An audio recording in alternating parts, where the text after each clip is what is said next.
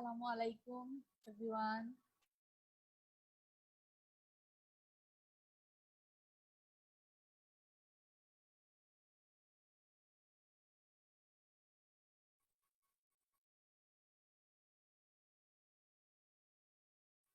I can't see any viewers, so please share this live and mention your friends and families যাতে করে সবাই দেখতে পায়।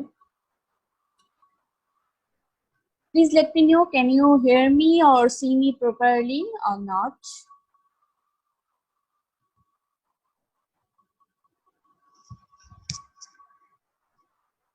আচ্ছা, আমার ভয়েস আমি শুনতেছি কেন?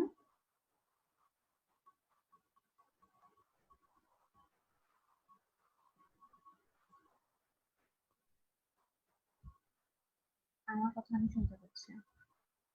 আচ্ছা, ভাইয়া কি আসছে?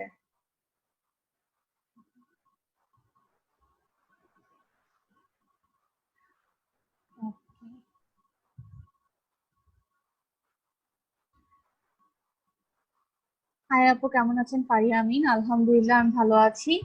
যারা যারা আমাকে দেখছেন প্লিজ একটু আমাকে কমেন্ট করে জানাবেন আমাকে ক্লিয়ার দেখতে পাচ্ছেন কিনা, আমি শুনতে পাচ্ছেন কি। আর আপনাদের ফ্রেন্ডস এন্ড ফ্যামিলিদের আপনারা কমেন্টে মেনশন করবেন। আর আমাদের সাথে এখন ওয়েটিং রুমে আছেন পিতরেজা ভাইয়া, যাকে নিয়ে আমরা আজকে লাইভ করছি। অ্যান্ড আমরা ভাইয়াকে একটু পরেই আপনাদের সামনে নিয়ে আসবো, একটু ভিউয়ার্স বাড়তে দিন। আর আপনারা সবাই কমেন্ট করুন ভাইয়া থেকে ফটোগ্রাফি নিয়ে কি কি জানতে চান, কি কি জানলে আপনাদের জন্য সুবিধা হবে। এই টপিকগুলো, যে টপিকগুলো নিয়ে আপনারা ভাইয়ের সাথে কথা বলতে চান, সেই টপিকগুলো নিয়ে আপনারা লিখালিখি করতে থাকুন। আচ্ছা, আমি অনেক আপুদেরকে দেখতে পাচ্ছি যে কমেন্ট করছেন, থ্যাংক ইউ সো মাচ যারা বলছেন সবকিছু clear. Hi Nusrat Binte Nigar Sultana, hi hi Jafrin, hi Nadia আপু, হাই রিদি। সো ইয়া, অনেকেই চলে এসছে, একদম ক্লিয়ার এন্ড তোমাকে অনেক সুন্দর লাগছে, thank you so much. So আজকে কিছু রিলেভেন্ট কোয়েশ্চেন আপনারা করবেন ফটোগ্রাফি নিয়ে। আজকে পিতুরাজা ভাইয়া ফটোগ্রাফি নিয়ে অনেক কথা বলবে আমাদের সাথে। আমার মেয়েগুলোকে দেখতে পাচ্ছি না যারা চাচ্ছিল যে পিতুরাজা ভাইয়ের সাথে ডিরেক্টলি লাইভে থাকতে। সো ভাইয়াকে আমরা ওয়েটিং রুমে নিয়ে নিচ্ছি। ভাইয়া আছেন এখন ওয়েটিং রুমে। সো আপনারা সবাই যদি বলেন তাহলে আমরা ভাইয়াকে এখনই লাইভে নিয়ে আসবো। সো এখন কতজন লোক আমাদেরকে দেখছেন?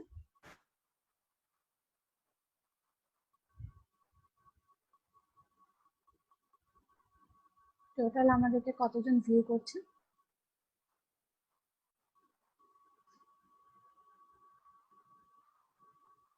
আচ্ছা, 79 people are watching. So yes, আমরা এখন আমরা ভাইয়াকে আপনাদের সাথে ইন্ট্রোডিউস করিয়ে দিব।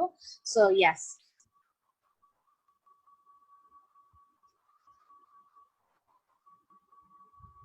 হ্যালো ভাইয়া।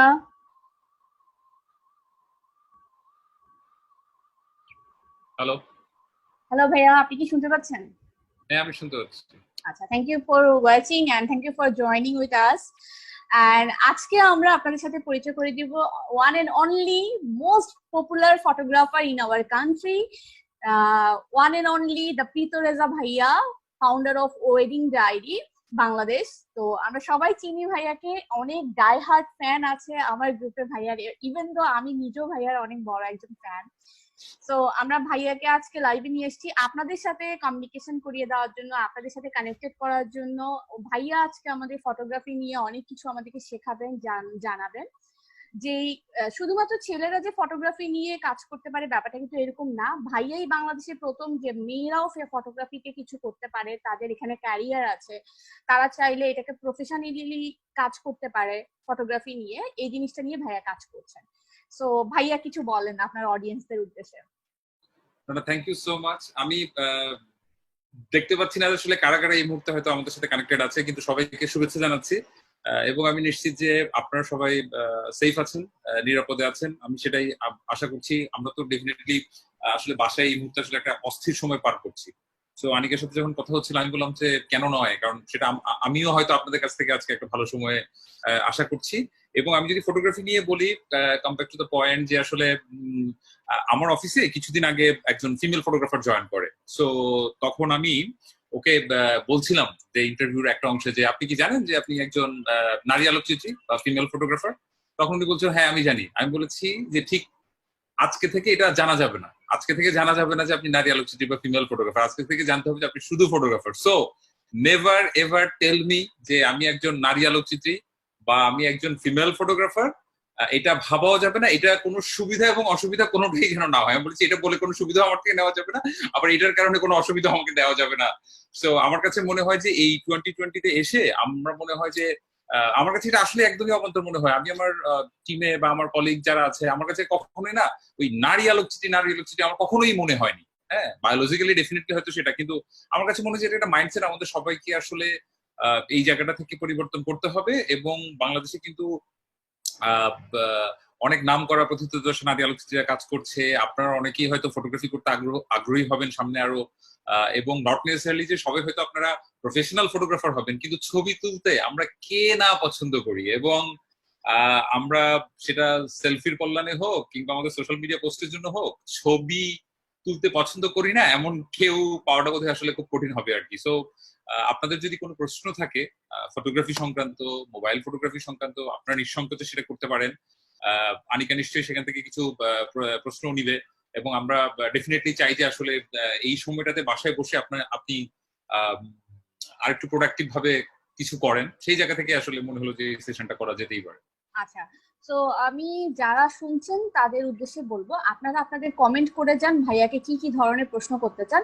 আমরা সেখান থেকে কমেন্ট পিক করে ভাইয়ার কাছে পৌঁছে দিব, ভাইয়া সেগুলোর উত্তর দিবেন।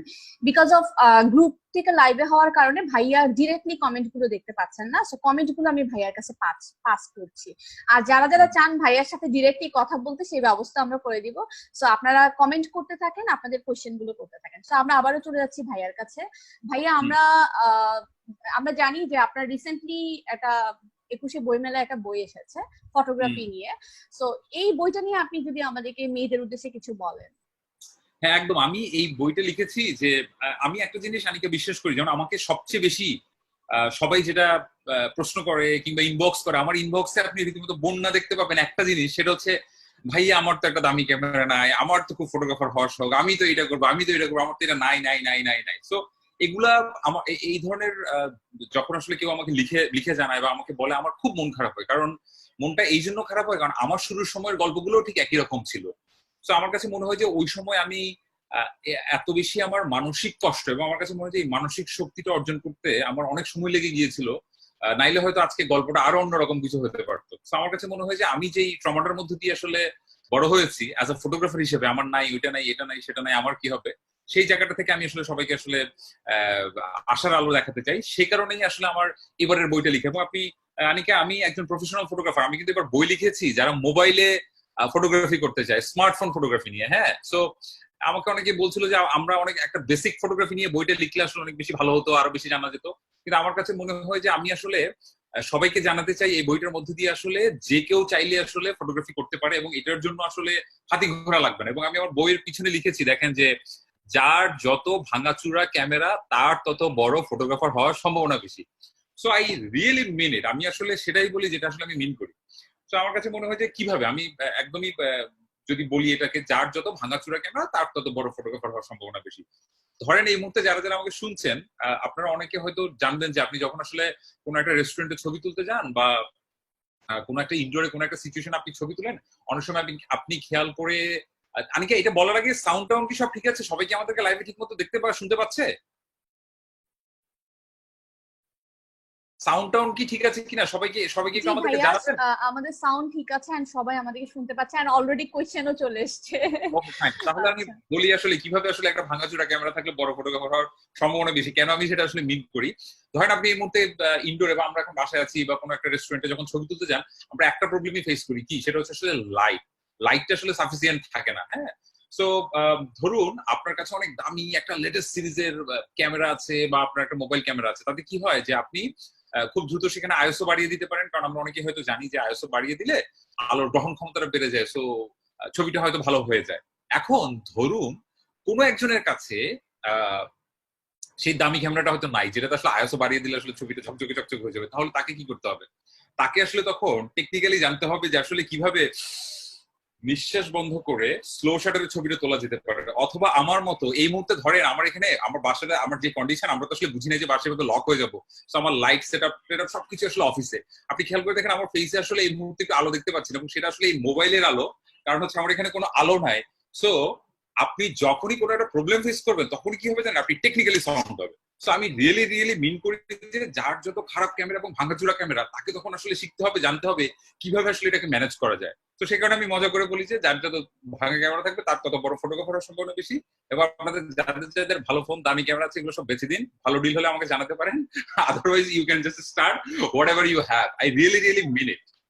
সো ভালো কথা সেই কারণে বলেছেন। আসলে আমার এই বইটা লেখা, এবং এই বইটাতে আমি স্মার্টফোন ফটোগ্রাফি নিয়ে এই জন্য লিখেছি, কারণ আপনি খেয়াল করে দেখেন দুনিয়ার সবচেয়ে সেরা ক্যামেরাটা আপনার কাছে আছে, যেটা আসলে আপনার পকেটে আছে, যেটা আসলে এক্স্যাক্টলি। আপনার সাথে আছে। সো সেটা দিয়ে আপনি ছবি তুলতে পারবেন। এবং এই যে বড় বড় কথা বলে ফেলি, ভাঙাচোরা ক্যামেরা দিয়ে ছবি তোলা সম্ভব, মোবাইল দিয়ে ছবি তোলা সম্ভব, আসলেই সেটা সম্ভব কিনা আমি আসলে এই বইটা দিয়ে নিজেকেও চ্যালেঞ্জ করেছি। কারণ এটার মধ্যে যা যা ছবি আছে, যা যা ছবি আছে, সবগুলো ছবি আমি মোবাইল দিয়ে তুলেছি। সেটাই যে লাইট পেন্টিং থেকে শুরু করে সেটা একটা পোর্ট্রেট করা থেকে শুরু করে সবকিছু, মানে আমি each and every single picture ছবি এখানে তুলেছি, সব মোবাইল দিয়ে তুলেছি। সো আমি আসলে মনে প্রাণে বিশ্বাস করি যে মোবাইল দিয়ে ছবি তোলা সম্ভব, সেই কারণে এই বইটা লিখে আসছে।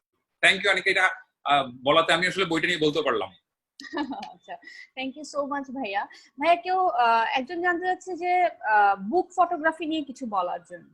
বুক ফটোগ্রাফি? হ্যাঁ, বুক ফটোগ্রাফি নিয়ে কিছু বলার জন্য পৃথা বলছে ভাইয়া বুক ফটোগ্রাফি নিয়ে যদি কিছু বলতেন। পৃথা, বুক ফটোগ্রাফিটা ধরুন আসলে আপনি যদি হয়তো কোনো এই শব্দটা আসলে ফটোগ্রাফির জন্য হয়তো নতুন সেই অর্থে, কারণ বুক ফটোগ্রাফি বলতে আপনি কি বুঝেছেন যে বইয়ের ছবি তোলা, সেরকম কিছু কিনা আমি জানি না। সেটাই হওয়া উচিত। সো এটা আসলে ডিপেন্ড করছে, ধরুন এমন হতে পারে যে ধরুন আপনি হয়তো হুমায়ুন আহমেদের কোনো একটা গল্পের বই, জাস্ট বোঝানোর জন্য বলছি, জোছনা জননী। সো আপনি এমন কোন একটা সেটআপ বা এমন কোন একটা ছবি তুললেন যে ছবিটা আসলে সেই বইটাকে নিয়ে আসলে রিপ্রেজেন্ট করে, তখন সেটাকে এক ধরনের বুক ফটোগ্রাফি বলা যেতে পারে। সেখানে বইটার উপস্থিতি থাকতেও পারে, আসলে নাও থাকতে পারে। সো এটা একদমই আপেক্ষিক ব্যাপার।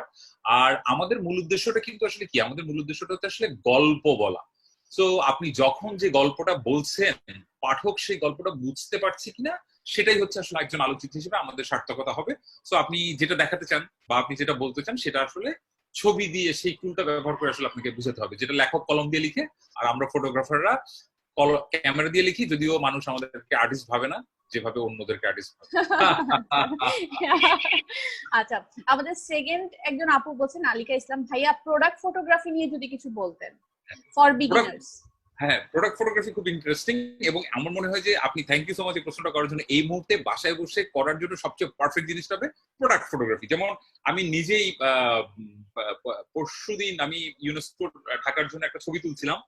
এটা একটা চ্যালেঞ্জের বিষয়। তো ধরেন বাসায় যদি এখন ফটোগ্রাফি করি কি করবো, তো আমার কাছে মনে হয় যে ছবিটা দেখাতেও পারি, আমি জানি না লাইভে তো সবাই দেখতে পাবে, তাই না? আমি একটু ছবিটা দেখাই কুইক 1 সেকেন্ড। সো প্রোডাক্ট ফটোগ্রাফির জন্য আপনি যেটা করতে পারেন, প্রথম কথা হবে একটা জিনিস মাথায় রাখতে হবে যে আমাদেরকে যে কোনো ছবি আমি তুলি না কেন, ভিজুয়ালি যেন সেটা আসলে ইন্টারেস্টিং হয়। ধরেন ক্লিক করলেই কিন্তু ছবি, কিন্তু ছবিটা কি আসলেই ছবি হয় কিনা সেই জিনিসটা কিন্তু আসলে ভাবার বিষয় আছে।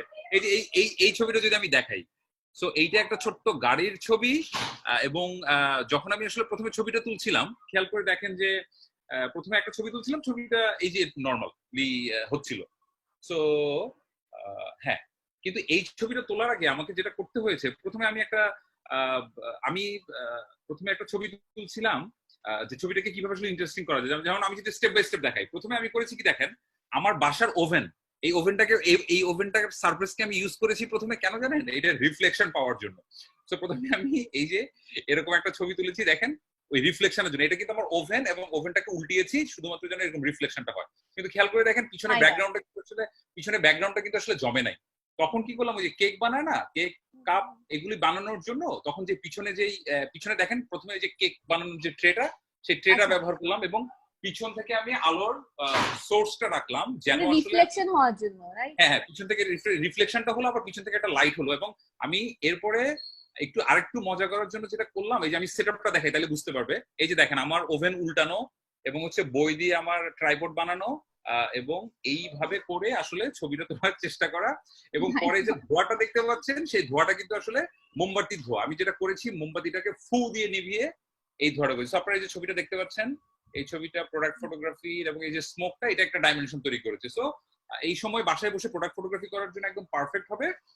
এবং আমার কাছে মনে হয় যে আপনি যে জিনিসটা মাথায় রাখবেন ভিজুয়ালি যেন সেটা ইন্টারেস্টিং হয়। একটা জিনিস আমি সবসময় মজা করে বলি, যে যেমন ধরেন প্রোডাক্ট ফটোগ্রাফির ক্ষেত্রে ধরুন আপনি একটা খাবারের ছবি তুললেন বা একটা প্রোডাক্টের ছবি তুললেন, তো এই প্রোডাক্টটা যদি খাওয়া হয় দেখে যেন মানুষের খেতে ইচ্ছে হয়, তখনই আসলে আপনি ফটোগ্রাফি হিসেবে সাকসেসফুল। আপনি যদি ধরুন একটা মানুষের পোর্ট্রেট করেছেন বা কোনো একটা একটা কাপের চায়ের ছবি তুলছেন, আপনি দেখে যেন আমার ইচ্ছে করে ইস চাটা যদি খেতে পারতাম, তাহলে আসলে একজন প্রোডাক্ট ফটোগ্রাফার হিসেবে আপনার সেই সার্থকতাটা হবে। কিভাবে ভিজুয়ালি ইন্টারেস্টিং করা যায় সেটার জন্য যেমন ধরেন রিফ্লেকশন একটা মজার বিষয় হতে পারে, লাইটিং একটা মজার বিষয় হতে পারে, এবং আপনাকে মাথায় রাখতে হবে যে এই লাইটিংটা করার জন্য ছবিতে কিন্তু কখন আমরা বলে দিই না এই ছবিতে আমি একটি প্রফেশনাল লাইট ব্যবহার করেছি দেখে এই ছবিটা ভালো হয়েছে। এই লাইটটা টর্চের আলো হতে পারে, এই লাইটটা মোবাইলের আলো হতে পারে, ক্যান্ডেলের লাইট হতে পারে, আপনার যে কোনো কিছু থেকে আসলে আলোর উৎস হতে পারে। সো দিন শেষে যেন একটা মজার ছবি হয় সেই বিষয়টা একটু মাথায় রাখবেন। মানে যে কোনো ছবি তোলার আগে আমাদের লাইটিংটাকে বেশি ফোকাস করতে হবে। একদম, এবং সেটা পোর্ট্রেট তোলার ক্ষেত্রে অনেকে খেয়াল করে দেখুন কেন আসলে আমি আমার সামনে আসলে লাইটটা রেখেছি, এই আলোর উৎসটা যখন আমি যদি একটু দেখাই সবাইকে, সাধারণত আমরা যখন ছবি তুলি অনেক সময় খেয়াল করে দেখবেন আমরা রেস্টুরেন্টের ছবি তুলি আলো থাকে আমার পিছনে, দেখেন তখন সেখানে কিন্তু পিছন থেকে যখন আলোর উৎস থাকবে তখন কিন্তু আমার ফেসটা আসলে অনেক বেশি ডার্ক থাকবে, কিন্তু এই আলোর উৎসটা যদি আমার অপোজিটে থাকে তাহলে কিন্তু কম্পারেটিভলি আমাকে দেখতে ভালো দেখাচ্ছে।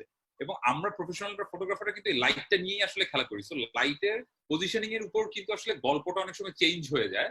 তো সবসময় চেষ্টা করতে হবে যে আমরা যখন আসলে পোর্ট্রেট ফটোগ্রাফি করব আমাদের আলোর উৎসটা যেন আসলে আমার অপোজিটে থাকে, তখন আসলে সেটা ভালো হবে। সো ডেফিনেটলি আলো নিয়ে খেলা করাটাই আসলে ফটোগ্রাফি। সো আলোটা যেন মজার হয়, আলোটা যেন ইন্টারেস্টিং হয়।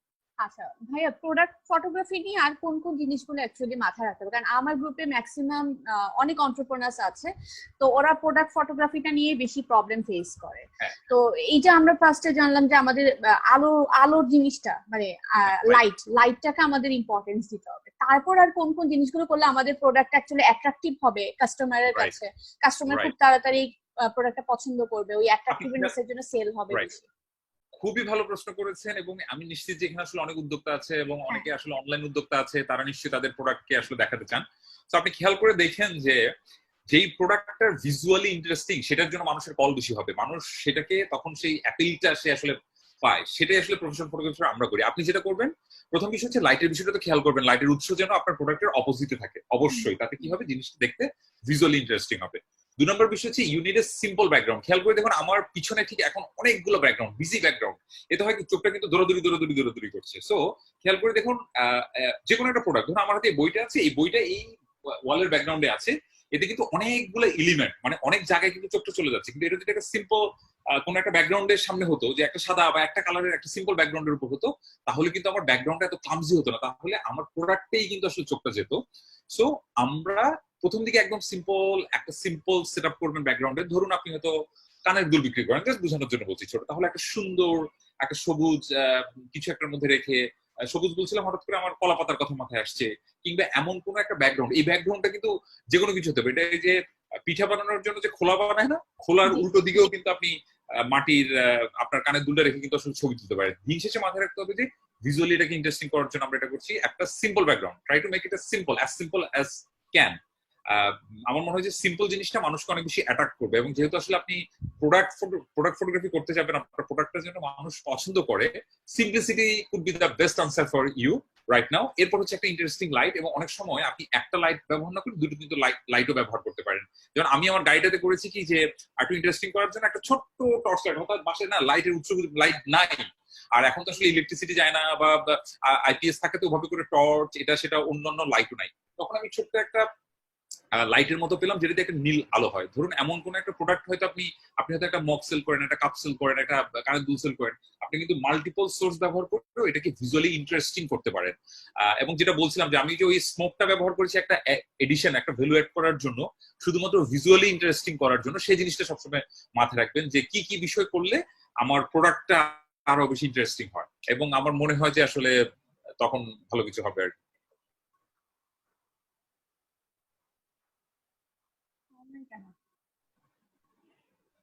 হ্যাঁ আনিকা, হ্যাঁ শুনতে পাচ্ছি।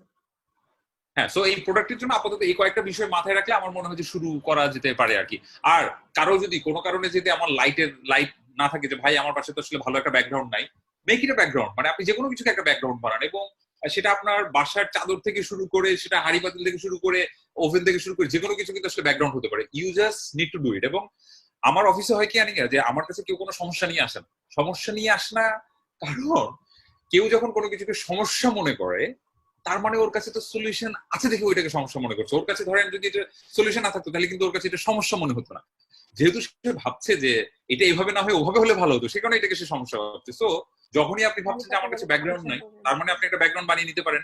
আপনি আপনার বাসার ছাদে চলে যেতে পারেন। কারো যদি লাইটের সমস্যা আছে আপনি ডেলাইটে ছবি তুলতে পারেন। কোনো সমস্যাই সমস্যা না, একটাই সমস্যা, শুধু আপনি কি চান। আচ্ছা, তো আমরা ফার্স্ট অফ অল যেটা পেয়েছি সেটা হচ্ছে লাইট, সেকেন্ড যেটা হ্যাঁ, পেয়েছি আমরা সিম্পল ব্যাকগ্রাউন্ড। হ্যাঁ, সো থার্ডলি যেটা মেয়েরা বলছে সেটা হ্যাঁ। হচ্ছে যে কত অ্যাঙ্গেল, কোন অ্যাঙ্গেলে ছবি তুললে ছবিটা বেশি ভালো হতে পারে, আচ্ছা, এইটা প্লিজ এইটা এটা বলছি, জানতে চাচ্ছি। জি, জি। এটা এটা প্রোডাক্টের ক্ষেত্রে না মানুষের ক্ষেত্রে? এটা এইটা প্রোডাক্টের ক্ষেত্রে না মানুষের ক্ষেত্রে এই ভাইয়া এই প্রশ্নটা? প্রোডাক্টের ক্ষেত্রে। আচ্ছা। সো এই অ্যাঙ্গেলটা, এটা আসলে আরেকটু লেন্স বুঝার একটু ব্যাপার ছিল। তারপরে আমি খুব সহজ করে যদি আমি বলার চেষ্টা করি, যেমন এখানে আমি একটা গাড়ির ছবি তুলেছিলাম জাস্ট বোঝানোর জন্য প্রোডাক্টে। সো খেয়াল করে দেখুন, এখানে যে গাড়িটাকে যেভাবে আপনি দেখতে পাচ্ছেন, আমি জানি না দেখতে পাচ্ছেন হ্যাঁ কিনা, আমরা এই দেখতে পাচ্ছি। আপনি দেখতে পাচ্ছেন রাইট? আবার দেখেন সেম গাড়ির ছবিটা এখানে আমি চেঞ্জ করে ফেলেছি, পার্সপেক্টিভটা ইজ দ্য সেম কার, ছোট্ট খেলনা গাড়ি। হ্যাঁ, সো এই অ্যাঙ্গেলটা পার্সপেক্টিভ ডিপেন্ড করে যে আমি আসলে কি গল্প বলতে চাই। এখানে দেখেন, এখানে গাড়িটা যতটা সিম্পল ছোট্ট দেখা যাচ্ছে, ঠিক সেম গাড়ির ছবিটা কিন্তু আবার চেঞ্জ হয়ে গেছে। সো আমরা একটা কথা বলি যে ফটোগ্রাফিতে আসলে আপনি যে কোনো কিছুকে যে কোনো লুক দিতে পারবেন। যেমন আমি এখানে যে কাউকে যে কোনো মুহূর্তে একটা মজার ইন্টারেস্টিং লাইটিং করে দেখাতে পারি যে তিনি খুব সুন্দর বা ভালো মানুষ। আবার এমন একটা লাইট করতে পারি দেখে মনে হবে যে উনি বোধহয় 14 বছরের ফেরারি আষ্টমী। So it's all about your light এবং how you want to show it. So আপনি প্রথমে যেটা করবেন অ্যাঙ্গেলের ক্ষেত্রে, যেটা যে আপনার কোন প্রোডাক্ট তার উপর কিন্তু আসলে একটু ডিপেন্ড করবে। কারণ আমি আপনার কানের দুলটা যে পার্সপেক্টিভ বা যে অ্যাঙ্গেলের ছবিটা তুলবো, আমি নিশ্চয়ই একটা, আপনি যদি একটা মক সেল করেন বা একটা কাপড় সেল করেন, সেটার কিন্তু অ্যাঙ্গেলটা আসলে ভিন্ন হবে। এটাকে জেনারেলাইজ করাটা একটু কঠিন। এটা ডিপেন্ড করবে আসলে আমি কোন প্রোডাক্টের গল্প বলছি এবং কিভাবে বলছি। সো আমাকে যদি স্পেসিফিক একটা দুটো প্রশ্ন করেন যে যিনি প্রশ্নটা করেছেন আপনার কোন প্রোডাক্ট, তাহলে আমার জন্য অনেক ইজি হবে আপনাকে স্পেসিফিক বলা। কারণ ব্যাপারটা কোনোভাবে এমন হবে না যে এই প্রোডাক্টের ক্ষেত্রে যে নিয়মটা হবে আবার ওই একটা বড় প্রোডাক্টের ক্ষেত্রে সেই নিয়মটা হবে আর কি। সো এটা একদমই ডিপেন্ড করে। যেমন আমি যদি এই মুহূর্তে ধরেন কোনো একটা কারণে আমি যদি মকটার একটা ছবি তুলতে চাই, তাহলে আমার অ্যাঙ্গেলটা যেটা হবে, সবসময় প্রোডাক্টের ক্ষেত্রে মনে রাখবেন যে আমরা সাধারণত ইদানিং যেটা করছি, আমরা যখন কোনো একটা শুটের জন্য মডেল সিলেকশন করি, কি হয়, মানুষ মেকআপ করে ধরেন প্রফেশনাল ফটোগ্রাফার দিয়ে হয়তো এমন ছবি সাবমিট করছে দেখে আমরা খুব খুশি হচ্ছি, কিন্তু পরবর্তীতে যখন আসলে আমরা একটা রিয়েল শুটে যাচ্ছি আমরা দেখছি যে আসলে এটার মধ্যে অনেক কিছুই আসলে এনহ্যান্স করা হয়েছে যেটা আসলে সত্যি না। এই কারণে আমরা সবসময় বলি যে আপনি আপনার মোবাইল দিয়ে একটা ছবি তুলে ফেলেন। সো আমার কাছে মনে হচ্ছে যারা আপনারা অনলাইনে আসলে সেল করছেন কোন প্রোডাক্ট, আপনার প্রথম জিনিসটা হবে যে আসলে মানুষের ট্রাস্টটাকে আসলে অর্জন করা। সেই ক্ষেত্রে আপনার পার্সপেক্টিভ হবে সিম্পল, যে সাধারণত এই মকটা যেভাবে দেখা যায় সেই অ্যাঙ্গেলটাতে তৈরি করা। মানে আমি বুঝাতে চেয়েছি যে এমন একটা অ্যাঙ্গেল বা এমন একটা রাইট পার্সপেক্টিভ আপনাকে খুঁজে তুলতে হবে যেখানে আসলে একটা রিয়েল প্রোডাক্টকে রিয়েল ভাবে আসলে রিপ্রেজেন্ট করা যায়। এছাড়া আপনি জেনে রাখেন যে আসলে প্রোডাক্টটাকে যদি আপনি কোনো কারণে আসলে বড় করে দেখাতে চান, অনেক সময় এরকম হয় যে আপনি যেমন ধরেন ফুড ফটোগ্রাফিতে বা যে কোনো প্রোডাক্ট আমরা লেন্সের ব্যবহারটাকে এমন ভাবে করি যে, যেমন দেখলেন না, একটা গাড়িকে আমি আসলে বড় দেখাতে পারি, ছোট দেখাতে পারি। সো আমি যদি গাড়িটাকে আসলে দেখাচ্ছি এত বড়, কিন্তু কেনার পরে উনি বাসায় গিয়ে দেখলো যে এটা তো আসলে টিনি সাইজের, তাহলে হবে কি আমি আসলে ট্রাস্টটাকে উর্দি করছি না, আমার হয়তো ভিজুয়ালটা হয়তো আমি ইন্টারেস্টিং করছি। সো আপনারা, আমার মনে হয় বিজনেস তো আসলে একদিনের না, এটা আসলে ট্রাস্ট উর্দি, তখন মানুষ জানবে যে না, উনি যেহেতু এটা বলছে বা ওরা যা করছে এটা আসলে সঠিক। সেই ট্রাস্ট উর্দি করার জন্য আপনি এখন অ্যাকচুয়াল সাইজে আসলে ছবি তোলাটা আমার কাছে মনে হয় যে আসলে লজিক্যাল হবে আর কি। আচ্ছা, thank you so much. So আশা করি আফসানা মুনিয়া যে নিশা নিয়ে আপনারা আপনাদের উত্তর পেয়ে গেছেন। তো ভাইয়া এখানে আরো কিছু আপুরা বলছে যে এডিটিংটা নিয়ে, যে কিভাবে এডিটটা করবে মোবাইল ফটোগ্রাফির ক্ষেত্রে, বা কিভাবে এডিট করলে ভালো দেখা যাবে প্রোডাক্টটা আরো বেশি, এটা নিয়ে যদি কিছু বলে, বা কোন অ্যাপ ইউজ করলে ভালো হয়। যেমন এখানে একজন ভাবনা আপু লিখেছে এই কোশ্চেনটা। তারপর এছাড়া আপুর সাথে আরো কয়েকজন এই সেম টাইপেরই কোশ্চেনের অ্যান্সার চাচ্ছে, তো আমরা চাইবো আপনি যদি কিছু বলেন। আচ্ছা, সো আমি সবসময় একটা কথা বলি যে এডিটিং করতে হবে চোরের মতো। আই নো যে সাউন্ডস অড হয়তো, এটার অর্থ হচ্ছে এরকম যে যখন আসলে আমরা একটা ছবিকে অনেক বেশি এক্সট্রা এডিট করে ফেলি আর কি, হ্যাঁ, তখন দেখি মনে হয় যে হ্যাঁ অনেক বেশি আসলে প্রসেস করা হচ্ছে, অনেক বেশি আসলে ফটোশপ করা হচ্ছে, অনেক বেশি এডিট আর কি। সেটা না করে এডিটিং করব ছবিটাকে এনহ্যান্স করার জন্য। কিন্তু আমরা যেহেতু গ্রাফিক্স ডিজাইনার না, আমি এমন কিছু অ্যাড করবো না, ধরেন আকাশ না, একটা আকাশ বসিয়ে দিলাম। সো আপনারা যারা যারা আসলে মোবাইল ফটোগ্রাফি করেন, প্রথম কথা হচ্ছে ছবি এডিটিং এর অ্যাপ হিসেবে ফটোশপ এবং লাইটরুম হচ্ছে দ্য বেস্ট। এটার উপরে আসলে কিছু নাই। আমরা প্রফেশনাল ফটোগ্রাফার এই দুটো অ্যাপ ইউজুয়ালি ইউজ করি। কিন্তু আপনারা যারা যারা আসলে মোবাইল ফটোগ্রাফি করবেন, আরেকটা অ্যাপ আপনি ইউজ করতে পারেন যেটা আসলে খুব সহজ এবং ইজি গোয়িং, আমি নিজেও সেটা ব্যবহার করি, সেটা হচ্ছে স্ন্যাপসিড বলে, স্ন্যাপসিড। সো এইটা আপনি ব্যবহার করবেন, এবং আমি ওই বইতে সেটা কয়েকটা দেখিয়েছিলাম যে কিভাবে আসলে এডিটিং এর, দাঁড়ান আমি এটা একটু খুলে দেখি। হ্যাঁ, সো আমি এটা পেয়েছি। সো ওইখানে আপনি এই ধরনের অনেকগুলা এই অপশন পেয়ে যাবেন যে কি কি আসলে করা যেতে পারে, যে আপনার লাইট বা কি কি ওই অ্যাপটাতে আছে সেই জিনিসগুলো আপনি দেখতে পাবেন। যেমন ধরেন প্রথমে আমি যদি বলি যে আপনি প্রথমে যেটা করবেন, ক্রপিং এর রেশিওটা আপনার একটু খেয়াল করবেন, যে একটা ছবিকে যখন ক্রপিং করবেন রেশিও কি কি পয়েন্ট আপনার মাথায় আনা উচিত আর কি। সো রেশিওটা হচ্ছে অনেক সময় যে আমরা সাধারণত যেটা স্ট্যান্ডার্ড রেশিওটা জানতে চাই সেটা হচ্ছে 2:3। সো আপনি যখনই আসলে একটা ফোনে ছবি তুলবেন, আপনি চেষ্টা করবেন যে একটা স্ট্যান্ডার্ড রেশিও মেনটেন করার জন্য, সেটা 2:3 হতে পারে। আপনাদের জন্য আরেকটা জিনিস গুরুত্বপূর্ণ, সেটা হচ্ছে ফুল রেজলিউশনের ছবি তোলা। আমি একটু মোবাইলটা খুলে আপনাদেরকে দেখাই, তাহলে হয়তো ভালো হবে। যে অনেক সময় আমরা ছবি তুলছি যখন, তখন আমরা ভাবছি যে আমি যদি এই যে দেখেন এখানে একটা রেজুলেশন বলে একটা জিনিস আছে, দেখেন আমি দেখাই, এই যে রেজুলেশন, যেমন আমার এখানে রেজুলেশন দেখা যাচ্ছে 40 মেগাপিক্সেল, তারপরে আছে 7 মেগাপিক্সেল, 10 মেগাপিক্সেল। অনেক সময় হয় কি আমরা রেশিওটা একটু কমিয়ে দেই যেন আমি আসলে বেশি ছবি তুলতে পারি। দরকার নাই। আপনি যখন আসলে সর্বোচ্চ রেজুলেশন যেটা থাকে সেটা যদি 40 মেগাপিক্সেল হয় 40 মেগাপিক্সেল, 30 মেগাপিক্সেল হলে 30 মেগাপিক্সেল, আপনি চেষ্টা করবেন আপনার ক্যামেরা বা আপনার ডিভাইসের সর্বোচ্চ রেজুলেশনের ছবিটা তোলার জন্য, যেন আসলে আপনি পরবর্তীতে এটাকে যদি কোনো কারণে ক্রপও করতে হয়, আপনি যেন আসলে সেই বেনিফিটটা আসলে পান। যেমন আমি যেই অ্যাপটার কথা বলছিলাম, সেই অ্যাপটা এখনই আমি একটু কুইক করে আপনাকে এখানে দেখিয়েও দিতে পারি। এই যে স্ন্যাপসিড, এই হচ্ছে অ্যাপটা স্ন্যাপসিড। এবং এটাকে যদি আমি যাই, আমরা যে কোনো একটা ছবি যদি আসলে নেই, আমি খুব কুইক আপনাকে একটু দেখিয়ে দিই। এনিওয়ে, এটা এখন অন হচ্ছে না। সো আশা করছি যে এডিটিংটার ব্যাপারে আপনি পরিমিত হবেন।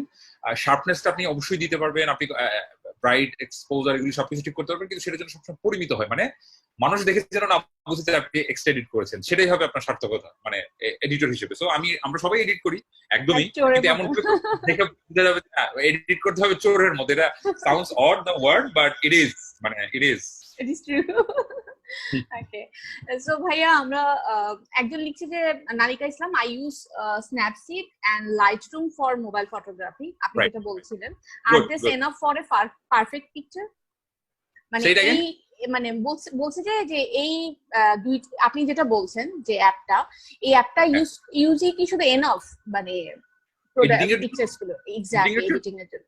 সবসময় একটা জিনিস মাথায় রাখতে হবে, it's not the camera, it's not the device, it's not the app, how you use it. যেমন আমরা যে ফটোশপ, বিশ্বাস করেন আমি এত বছর ধরে ফটোগ্রাফি করি, আমি এখনো ফটোশপটা পুরোপুরি শিখে উঠতে পারি নাই। মানে এটার আসলে এত অপশন, এত ডিটেলিং, আমাদেরকে সবগুলো জিনিস জানতে হবে যে কখন কোনটা কোন টুলটা ইউজ করতে পারবে। এই যে লাইটরুম আমার এখানে আছে, লাইটরুম বা স্ন্যাপচিট, এটাতে হয় কি যে অনেক রকমের টুল আছে। আমরা ধরুন কোনো কারণে আপনি একটা ছবি তুলছেন, যেমন যারা যারা স্পেশালি আসলে আপনারা প্রোডাক্ট ফটোগ্রাফি করতে চান এবং কোনো কারণে আপনারা হোয়াইট কোনো কিছুর ছবি তুলেন, তখন আপনি বুঝবেন যে এটা আসলে খুব কঠিন। সাদা অলওয়েজ কঠিন, খুব যন্ত্রণা দেয়।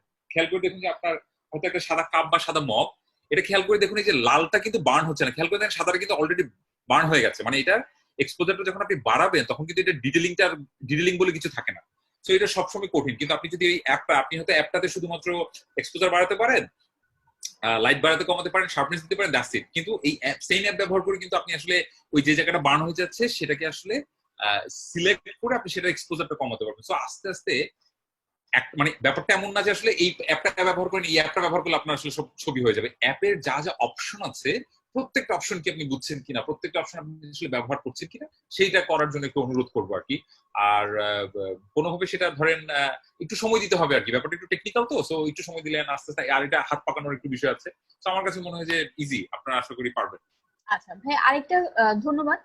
আরেকটা কোয়েশ্চেন, একটা আপুর আছে, রূপা ঘোষ, উনি বলছে যে ভাইয়া আমরা তো প্রকৃতির ছবি তুলি, হ্যাঁ, তো এইটা যে আমরা মোবাইল ফোন দিয়েই তুলছি, তো আমরা এটাকে কিভাবে আরো বেশি আলোর ব্যালেন্সটা কিভাবে মেনটেন করবো যখন প্রকৃতির ছবিগুলো তুলছি? খুব ভালো প্রশ্ন করেছেন আপনারা। এবং একটা জিনিস সবসময় মাথায় রাখতে হবে, ইটস অল অ্যাবাউট লাইট।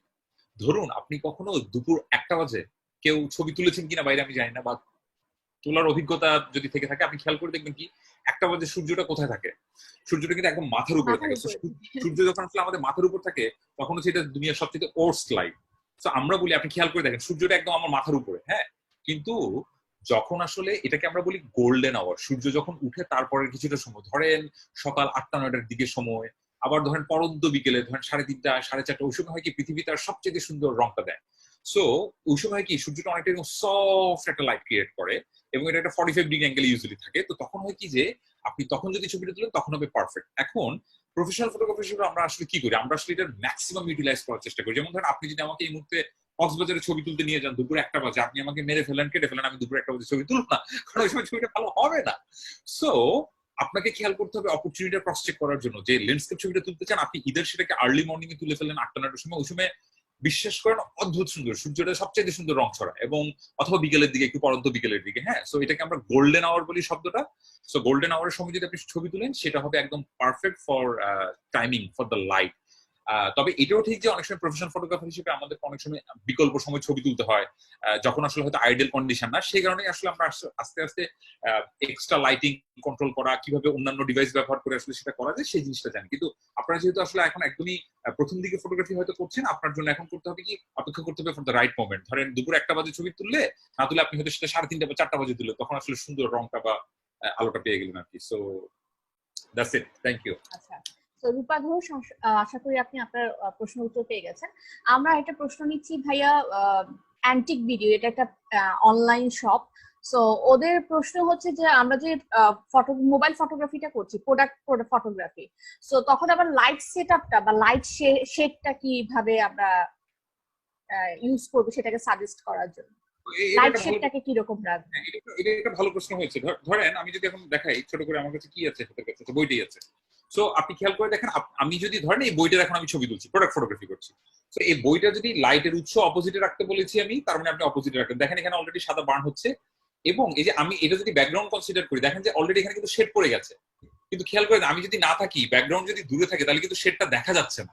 তাহলে আপনার কাজ হবে আপনার প্রোডাক্টের সাথে আপনার ব্যাকগ্রাউন্ডের যদি আমি একটা ডিসটেন্স করে দিই, তাহলে দেখেন শেডটা কিন্তু আর পড়ে না, শেডটা পড়ছে। কিন্তু আমি যদি কাছে যাই, দেখেন যে শেডটা কিন্তু আসলে পড়ে গেছে। হ্যাঁ, শেডটা কিন্তু আসলে পড়ে যাচ্ছে। সো আপনি চেষ্টা করবেন আপনার ব্যাকগ্রাউন্ড যেটা করলেন সিম্পল, সেটার সাথে আপনার সাবজেক্টের জন্য একটা ডিসটেন্স থাকে। সো সেটাতে একটা সম্ভব হতে পারে। এছাড়া তো লাইটিং, অবশ্যই লাইটিং একটা ফ্যাক্টর। ধরেন এই যে শেডটা পড়ছে, কেন পড়ছে? কারণ লাইটটা ঠিক অপোজিটে আছে, কিন্তু লাইটটা যদি এখান থেকে পড়ে, দেখেন শেড আর পড়ে ব্যাকগ্রাউন্ডে পড়ে না কিন্তু। So it's all about lighting এবং your background, how you deal it. তো আমার কাছে মনে হয় যে এই একটু ডান বাম পূব পশ্চিম করলে কিন্তু গল্পটা চেঞ্জ হয়ে যায়। ধরেন এই যে একটু ডান বাম পূব পশ্চিম করলে দেখেন গল্পটা চেঞ্জ হয়ে যায়, এই যে একটু ডান বাম পূব পশ্চিম করলে দেখেন লাইটিং এর গল্পটা চেঞ্জ হয়ে যায়। সো এক্সপ্লোর ইট এবং ট্রাই ইট। সো ব্যাকগ্রাউন্ড থেকে আপনার সাবজেক্টকে দূরে রাখেন, এবং চেষ্টা করেন যে বিভিন্ন আলোর উৎস ব্যবহার করতে, যেন সেটা আসলে সফট হয়। আরেকটা ব্যাপার হচ্ছে লাইটিং এর ব্যাপারে খেয়াল করবো আমরা, যে হার্শ লাইট, আমার কাছে আসলে এই মুহূর্তে টর্চ বা হার্শ লাইট নাই, তাহলে বুঝাতে সুবিধা হতো। তারপর এই লাইট দিয়ে দেখে, ধরেন এই লাইটটা যখন আমার ফেসে আসে, খেয়াল করে দেখেন এটা বার্ন হয়ে গেছে। সো এটা যদি একটা প্রোডাক্টের ক্ষেত্রে হয়, ধরুন এটা এই লাইটের ক্ষেত্রে দেখেন অলরেডি এটা কিন্তু বার্ন হয়ে গেছে। কিন্তু ধরেন আমার আরেকটা হাত দরকার ছিল, যাই হোক। আমি বুঝাতে চাচ্ছি যে এইটা যদি আমি একটা সফট, মানে এই লাইটের মধ্যে দিয়ে লাইটটা পাস হতো, তাহলে কিন্তু লাইটটা আসলে সফট হয়ে যেত। মানে যেটা একটু বার্ন হয়ে যাচ্ছিল সেটা কিন্তু একটু সফট হয়ে যায়। সেই কারণে আপনি যেটা করতে পারেন, আমরা প্রফেশনাল ফটোগ্রাফার সফট বক্স ব্যবহার করি। আপনারা যেহেতু আস্তে আস্তে করে বিজনেসে সিরিয়াস অবস্থার দিকে যাচ্ছেন, আপনারা চাইলে কিন্তু একটা সফট বক্স কিনে নিতে পারেন। দাম বেশি হবে না, 1000 1500 2000 টাকা সাইজের উপর একটা সফট বক্স। এটা দিয়ে হয় কি লাইটটা পাস হয়, তখন কি লাইটটা সফট হয়, তাহলে লাইটটা স্মুথ বা আপনি মজা পাবেন। ধরেন এখন আপনার সফট বক্স নাই বা সফট বক্স কেনার মতো অবস্থা আপনি নেই, দরকার নাই, তো আপনি কমন সেন্সটা অ্যাপ্লাই করেন। আমি সবসময় বলি যে ফটোগ্রাফিতে একটা জিনিস দরকার, সেটা হচ্ছে আসলে কমন সেন্স। ধরেন আমার কি করতে হবে, লাইটটা হার্শ হয়ে যাচ্ছে, আমাকে একটা সফট করতে হবে। সিম্পল একটা সাদা কাগজ, আসলেই আমার সাথে ধরেন এই সাদা কাগজটা দিয়ে যদি লাইটটা পাস হয়, যেমন ধরুন আমি যদি বইয়ের একটা পাতা নিই আপনাকে বোঝানোর জন্য, একটা সাদা কাগজ আগে, এই যে ধরেন এখন কি লাইটটা সফট হয়ে গেল না? দেখেন খুব সিম্পল, কিন্তু মানে একটা পাতা, আসলে আমার আরো 2টা হাত দরকার ছিল। ধরেন আমি যদি এই লাইটটা দিয়ে আলোটা পাস করি, তাহলে কিন্তু আলোটা আসলে সফট হয়ে যাচ্ছে, এটা হার্শ লাইট। সো এটার উপর যদি আমি একটা সাদা পেপারও ধরি, হ্যাঁ, তখন কিন্তু হবে কি লাইটটা আসলে সফট হয়ে আসবে। সো ইটস অলওয়েজ ইজি যে আপনি যতক্ষণ লাইটটাকে আসলে সফট করবেন, তখন কিন্তু আসলে সেটা এক ধরনের মজার আলো তৈরি করবে। সো আমার কাছে মনে হয় যে আপনি আপাতত এই কয়েকটা বিষয় যদি মাথায় রাখেন, আপনার জিনিসটা আসলে খুব ইজি হয়ে যাবে। থ্যাংক ইউ সো মাচ ভাইয়া। একজন বলছে যে হানি বিনতে মোনামি আপু বলছেন, হ্যালো ভাইয়া, আমি আপনার অনেক বড় একজন ফ্যান। তো ভাইয়া আমি ক্রাফটিং এর বিজনেস করি, সো আমার প্রোডাক্টের জন্য কিছু টিপস দিলে উপকার হতো। হ্যাঁ, ওই যে প্রোডাক্টের জন্য যে টিপস গুলো বলছিলাম, প্রোডাক্টটা যেন কি বললো, ক্রাফটিং নিয়ে কাজ করছে। আচ্ছা আচ্ছা আচ্ছা, ক্রাফটিং নিয়ে সো সাইজটা কি, নিশ্চয়ই আপনার বড় ছোট বিভিন্ন সাইজ আছে। কয়েকটা জিনিস মাথায় রাখবেন, যেমন ধরেন সাদা, ধরেন আপনার কোনো কারণে আপনার একটা প্রোডাক্ট হচ্ছে যে কোনো কালারের প্রোডাক্ট হোক না কেন, এই সাদা রং, হ্যাঁ এটা হচ্ছে আপনার প্রোডাক্ট। এটার পিছনে যদি আমি একটা সাদা ব্যাকগ্রাউন্ড রাখি, দেখেন চোখে পড়ে না, ব্যাকগ্রাউন্ডের সাথে মেল্ট হয়ে যায়। কিন্তু আমি যদি এটাকে ক্রস করে ফেলতাম, যেমন ধরেন আমার প্রোডাক্টটা সাদা কিন্তু আমি পিছনে ব্যাকগ্রাউন্ডে একটা কন্ট্রাস্ট কালার, শব্দটা হবে অপোজিট কালার বা কন্ট্রাস্ট কালার। আপনি যদি ধরুন আপনার একটা লাল পটারির ছবি তুলছেন, পিছনে যদি একটা কন্ট্রাস্ট কালার, আপনি যদি একটা রেড ব্যবহার না করে বা কমলা ব্যবহার না করে যদি একটা অপোজিট কালার ব্যবহার করেন, ধরেন আপনি ব্লু ইউজ করলেন, গ্রিন ইউজ করলেন, তখন কিন্তু আপনার প্রোডাক্টটা দেখতে ভালো লাগবে। সো আপনি চেষ্টা করেন যে এই ধরনের কালার কম্বিনেশন গুলো করার জন্য, আর লাইটিংটাকে আসলে একটু ডাইমেনশনাল বা একদম ফ্ল্যাট লাইট না করে মজার লাইটিং করার জন্য। একটা মজার জিনিস একই সাথে বলতে চাই, সবকিছুর ক্ষেত্রে, পোর্ট্রেট বলি বা প্রোডাক্ট বলি, আপনারা সবাই, আপনাদের সবাই নিশ্চয়ই কোনো কোনো সময় পাসপোর্ট ছবি তুলেছেন না? অবশ্যই তুলেছেন। সেই পাসপোর্ট ছবিটা কে প্রোফাইল পিকচার হিসেবে দিয়েছেন অথবা বাধাই করে বাসায় রেখেছেন, এমনকি একজনও আছেন? ওয়ান যার পাসপোর্ট ছবিটা প্রোফাইল পিকচার অথবা বাসায় বাধাই করে রাখা আছে খুব সুন্দর বা কোনো, নাই? কেন নাই? বিকজ এই ছবিটা মজার না। কেন মজার না? কারণ এটা লাইটিং মজার না, ইটস আ ফ্ল্যাট ছবি। এটা একটা দুপাশ থেকে দুইটা সমান লাইট দিয়ে শক্ত পক্ত হয়ে আপনি বসে আছেন, এখানে কোনো মজার লাইটিং নাই, মজার কোনো ব্যাকগ্রাউন্ড নাই। সো এই সেম পাসপোর্ট ছবিটা যখন একটা প্রফেশনাল ফটোগ্রাফার তুলে ব্যাকগ্রাউন্ডটা চেঞ্জ করে একটা মজার লাইটিং করে, তখনই সেটা হেডশট হয়ে যায়। মানে আমি বলছি যে একটা মজার ব্যাকগ্রাউন্ড এবং একটা মজার লাইটিং যে কোনো কিছুকে, সেটা মানুষ হোক প্রোডাক্ট হোক, সেই পরিবর্তনটা আসলে ঘটাতে পারে। সো এই বিষয়গুলো মাথায় রাখলে আমার মনে হয় যে জমে যাবে। Thank you so much for your kind word. আচ্ছা ভাইয়া, এখানে জেনিসা জেনি আপু জানতে চাচ্ছে যে ভাইয়া আমাদের ফুড ফটোগ্রাফি নিয়ে কিছু বলেন। ফুডের কিভাবে কালারটা মেনটেন রাখবে, বা কালারের সাথে না লাইটের এখানে কনফ্লিক্ট হয়।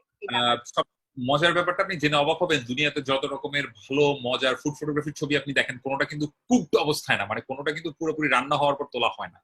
সাধারণত আমরা প্রফেশনাল কোনো অ্যাসাইনমেন্ট যখন করি, তখন সেটা আধা সিদ্ধ, মানে হাফ কুক অবস্থায় আসলে ছবিটাকে আমরা তুলি। ধরেন যখনই আসলে একটা জিনিস ফুল কুকড হয়ে যায়, তখন কিন্তু আসলে অনেকগুলো জিনিস আমার কন্ট্রোলিং এর বাইরে চলে যায়। সো জাস্ট বুঝানোর জন্য আপনাকে একটা কথা বলি। কয়েকদিন আগে যেমন এটা ফুড না, যেমন যে ফ্রেশের একটা 10 টাকার একটা বোতল ছিল, ওই বোতলটা যখন লঞ্চ করবে, ওরা পুরো পেপার অ্যাড দিবে এবং বিলবোর্ড করবে, তখন আমাদেরকে ওই বোতলের ছবিটা তুলতে হয়। সো আমরা সেই বোতলটাকে আরো ইন্টারেস্টিং করার জন্য কি করেছি, ওই বোতলটাতে না, যখন এটা আমরা ফ্রিজে রাখি, ফ্রিজে রাখার পর যে ছোট ছোট ডিউ ড্রপ হয়, সেই ড্রপটা জমে না, মানে প্লাস্টিকটা এমন যে সেখানে থাকে না, দেখতে ভালো দেখে না।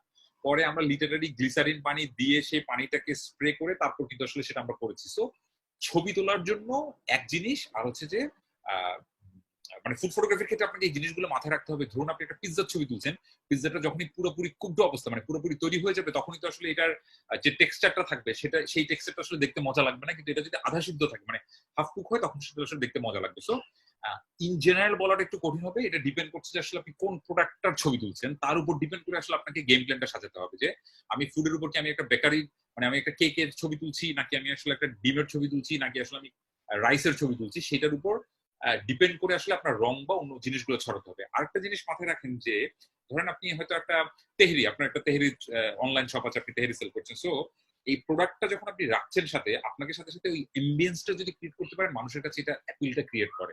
অ্যাপিলটা ক্রিয়েট করে কিরকম, যেমন ধরেন আমি যখন এই ব্যাকগ্রাউন্ডে বসে আমার ছবি তুলি, তখন আসলে এই বইগুলো আমার সম্পর্কে এক ধরনের হয়তো একটা পজিটিভ কথা বলে, আবার এই ব্যাকগ্রাউন্ডটা যখন হয়তো একটা গ্রিনে যেত, তখন আরেকটা জিনিস কথা বলে। সো আপনি যখন আসলে তেহরির ছবি তুলবেন, ওইটার পাশে যদি একটু এমবিএন্স আপনি খুব সুন্দর করে একটা ছোট, মানে ইটস নট অ্যাবাউট যে পুরো তেহরির ছবিটাই শুধু হতে হবে, আপনি তেহরির পাশে একটু করে ছোট ছোট অন্য ইনগ্রিডিয়েন্ট রাখলেন, আপনি একটু ড্রেসিং করে একটু সালাদ রাখলেন। সো এই প্রত্যেকটা এলিমেন্টের ছবিটা দেখার পর কিন্তু হবে মানুষের মনে হয় এই তেহরিটাই আসলে খেতে হবে। মানে এগুলো আসলে অবচেতন মনে আমাদেরকে এই বাকি প্রপস গুলি আসলে হেল্প করছে to get the right shot, to get the right product. So food ফটোগ্রাফির ক্ষেত্রে একটু মনোযোগী হতে হবে যে কিসের ছবি তুলছেন। যেমন ধরেন আমি যদি একদম অনেস্টলি বলি, একটা জুসের ছবি ধরেন আপনি তুলছেন, হ্যাঁ, ম্যাঙ্গো জুস পুরোপুরি কুক হওয়ার পর কিন্তু যে রংটা দিবে, সেটা কিন্তু আসলে ছবির জন্য ভালো হবে না। So rather I love to use a food colour rather then use a real juice. So এরকম অনেক কিছু কিন্তু আসলে আমরা করি। যেমন ধরেন তরমুজের ছবি তুলছি, একটু একটু রং হয়তো আমি সেখানে ব্যবহার করতে পারি, অবশ্যই food colour. So professional photographer হিসেবে এমন অনেকগুলো জিনিসই আমরা করি যেটা আসলে ছবিটাকে ইন্টারেস্টিং করছে। এখন প্রশ্ন আসতে পারে যে এটা কি ইথিক্যাল কিনা, আপনি যে করছেন ঠিক হচ্ছে কিনা। অবশ্যই ঠিক হচ্ছে, কারণ আমি তো এই রংটা মিশিয়ে আসলে এই খাওয়ার কথা সার্ভ করছি না, এটা আসলে ছবিটাকে, মানে being loyal to my profession as a professional photographer, একটা প্রোডাক্টকে কিভাবে আরো ইন্টারেস্টিং দেখানো যায়, একটা মানুষকে কিভাবে আরো সুন্দর করে দেখানো যাবে, সেটাই তো আসলে আমার কাজ। কিছুটা তথ্য তো আমরা গোপন করি, কিন্তু সেটা আসলে ভালো অর্থে, মানে সো সেটা করা যেতেই পারে। আচ্ছা, থ্যাংক ইউ সো মাচ ভাইয়া। তো আরেকজন আফসানা মুনিয়া আপু বলছে যে প্রোডাক্ট ফটোগ্রাফিতে আমরা যে লোগোটা ইউজ করছি পিকচারের, সো ওই লোগোটা আমরা কোন অ্যাপ দিয়ে বসাতে পারি? লোগো? জি। আচ্ছা, এটা খুব সহজে আপনি আসলে লাইটরুম দিয়ে করতে পারেন। Lightroom easy. লাইটরুমটাকে আমরা কেন পছন্দ করি সেটা একটু বলি। যেমন ধরেন, ডেফিনেটলি ফটোশপটা আসলে যে কোনো সফটওয়্যার আসলে এডিট, আমরা এটাকে মজা করে বলি যে এটাই, Photoshop is the father, Photoshop is the mother, Photoshop is everything. But লাইটরুমটাতে কি হয়, আপনার কাজটা সহজ। যেমন ধরেন আপনি 100টা প্রোডাক্টের ছবি তুলেছেন, 100টা শাড়ি বা 100টা পটারি। এখন আপনি যদি প্রত্যেকটাকে বসে বসে বসে বসে আসলে আপনাকে লোগো বসাতে হয় বারবার, আপনি কিন্তু অনেক টাইম কনজিউমিং হচ্ছে। সো লাইটরুমে আপনি গিয়ে একটা অপশন পাবেন প্রিন্ট বলে, ওইখানে গিয়ে আপনি দেখবেন যে ওখানে লোগো দেওয়া যায়। সো যাদের যাদের লোগো আছে, আপনি ওখানে ইউজ গ্রাফিক বলে আপনি ওই লোগোটাকে পুট করে দিতে পারবেন, অথবা আপনি সেখানে যদি কারো যদি আসলে লোগো না থাকে, আপনি নিজেই হাত দিয়ে, মানে আমি টাইপ করে সেখানে লিখতে পারবেন আপনার কোম্পানি নেমটা কি, তারপর সেটাকে এক্সপোর্ট দিলে এই 100টা ছবি কিন্তু একসাথে এক্সপোর্ট হয়ে যাবে। আপনাকে বারবার বসে থাকতে হবে না। একই কাজটা ফটোশপেও করা যায়, কিন্তু সেটা করাটা আপনার জন্য একটু প্রথম দিকে হয়তো কঠিন হবে। সেই কারণে আপনি ইজিলি লাইটরুমে বসে এই কাজটাকে করে ফেলতে পারেন। এবং আপনারা যারা যারা আসলে প্রথম দিকের উদ্যোক্তা, আমি জানি যে এই সময়টা খুব কঠিন। যেমন আমার হয়তো এখন একজন গ্রাফিক্স ডিজাইনার আছে, আমাকে হেল্প করার জন্য আরো অনেক হ্যান্ডস আছে, একজন ছবি এডিট করে দিচ্ছে, মনে করছে আপনার জন্য প্রথম দিকে হয়তো কঠিন। একসময় আমার জন্য সেই জিনিসগুলো কঠিন ছিল।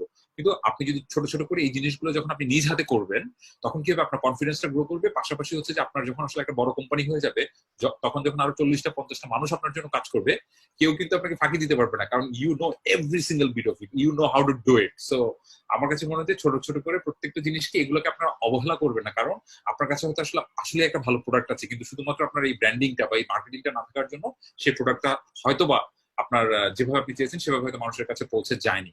সো এগুলোকে ইগনোর না করে, এই আমি অনুরোধ করবো, এগুলোকে আসলে একটু করে শিখে ফেলতে হবে এবং করতে হবে। মাহমুদা প্রিয়া আপু বলছে ড্রেস, শাড়ি এসবের জন্য কেমন হওয়া দরকার ফটোগ্রাফিটা? ড্রেস এবং শাড়ির বেলায় ফটোগ্রাফিটা কেমন হওয়া উচিত? আচ্ছা, সো ড্রেসের ক্ষেত্রে তো অবশ্যই আমার মনে হয় যে আপনি একটা মডেল ব্যবহার করা উচিত। যেহেতু আসলে ড্রেস, অনেকে আমি দেখি কি যে নর্মালি হয়তো ড্রেসের ছবিটা রেখে ছবি তুলেছে, অনেকে হয়তো সেটা করে। কিন্তু আমার কাছে মনে হয় কি, দিন শেষে খেয়াল করে দেখেন ইজ দ্য অ্যাপলিং, এবং আপনি যখন একটা ছবি তুলছেন, ছবিটা দেখে আমার ভালো লাগছে কিনা তার উপর কিন্তু অনেক কিছু ডিপেন্ড করে। এবং কয়দিন আগে আপনি বিশ্বাস করেন যে আমি অনলাইনে, এই যে পাশে বসে আছি আমার একটা লাইটের জন্য, আমি দেখছিলাম যে অনলাইনে কিভাবে অর্ডার করা যায়। আমি খেয়াল করে দেখলাম যে ওই, যেহেতু আমি আসলে ভিজুয়ালের মানুষ, আমি ওই প্রোডাক্টটাই বারবার ক্লিক করছি যেটা আসলে ভিজুয়ালি ইন্টারেস্টিং। আমি ভিতরে, আপনি খেয়াল করে দেখেন, আপনি ভিতরে ডেসক্রিপশন পড়ার আগে আপনি কি দেখেন, ছবিটা দেখেন, আচ্ছা এই জামাটা সুন্দর, তারপরে আপনি ভিতরে ঢুকেন। সো আপনাকে যেটা করতে হবে, আমার কাছে মনে হয় যে একটা মানুষের মডেল ইউজ করে যদি আপনি শাড়ি বা ছবিটা তুলেন, তাহলে সেটা মানুষের কাছে আসলে সহজ সহজ হয়ে যাবে। এক, 2 নম্বর কাজ হচ্ছে যে আপনি যেটা করবেন, প্রত্যেকটা ডিটেলিং ম্যাটার্স। মানে আপনাকে আগে নিজেকে জিজ্ঞেস করতে হবে যে আমার এই প্রোডাক্টটা কেন মানুষ কিনবে, বা আমার এই প্রোডাক্টটা 100টা অপশন থাকার পরে মানুষ কেন কিনবে। তাহলে সেটার জন্য যেটা কারণ, সেটাকে ফোকাস করতে হবে। আপনার যদি মনে হয় যে না, আমার প্রোডাক্ট বাজারে অন্য প্রোডাক্টের চাইতে দাম কম, তাহলে আপনাকে সেটা মার্কেটিং করতে হবে। কিন্তু আপনার যদি মনে হয় যে, যেমন ধরেন কোনো কারণে, আমি জাস্ট বোঝানোর জন্য বলছি, কেউ একজন হয়তো জামা সেল করেন, কিন্তু উনি অন্য একজনের সাথে আসলে পেরে উঠছেন না, জাস্ট বিকজ অফ আপনার প্রাইসিংটা বেশি, তাহলে আপনাকে ব্র্যান্ডিংটা করতে হবে যে প্রাইস ম্যাটার না, কারণ ডিটেল ম্যাটার্স। আপনার ব্র্যান্ডিং হতে পারে detail matters, it's not price, it's detail. তারপর এখন আপনি এই কথাটা বলে শেষ, তারপর তো আর কোনো কিছু নাই, তাহলে তো সেটা হবে না। সেটাকে ফলো আপ করতে হবে। কিভাবে? আপনি একদম ছোট করে এখানে জামা, বা আপনার হাতের এখানে যে একটু কাজ আছে, সেটাকে আলাদা ছবি করে আবার ছোট ছোট করে ইনসার্ট করে দিবেন। সো কেউ যদি আসলে আপনাকে কোনো কিছুর জন্য একটা ইন জেনারেল কথা বলে দেয় যে ও আচ্ছা আপনি জামা সেল করেন, তাহলে প্রতিদিন যেটা করবেন, এটা করবেন, এটা করবেন, এটা করবেন, আমার কাছে মনে হয় সেটা না করে, you first need to know যে আসলে হোয়াট ইজ ইউর প্রোডাক্ট এবং what should be your selling point. যেমন আমি ফটোগ্রাফি সার্ভিস দিয়ে থাকি, অনেকে বলে থাকে যে আমি টাকা বেশি নেই, আমি আমি এক্সপেন্সিভ, কিন্তু আমি আসলে অন্যভাবে বলতে চাই যে আসলে it's not expense, it's the experience you get it from me.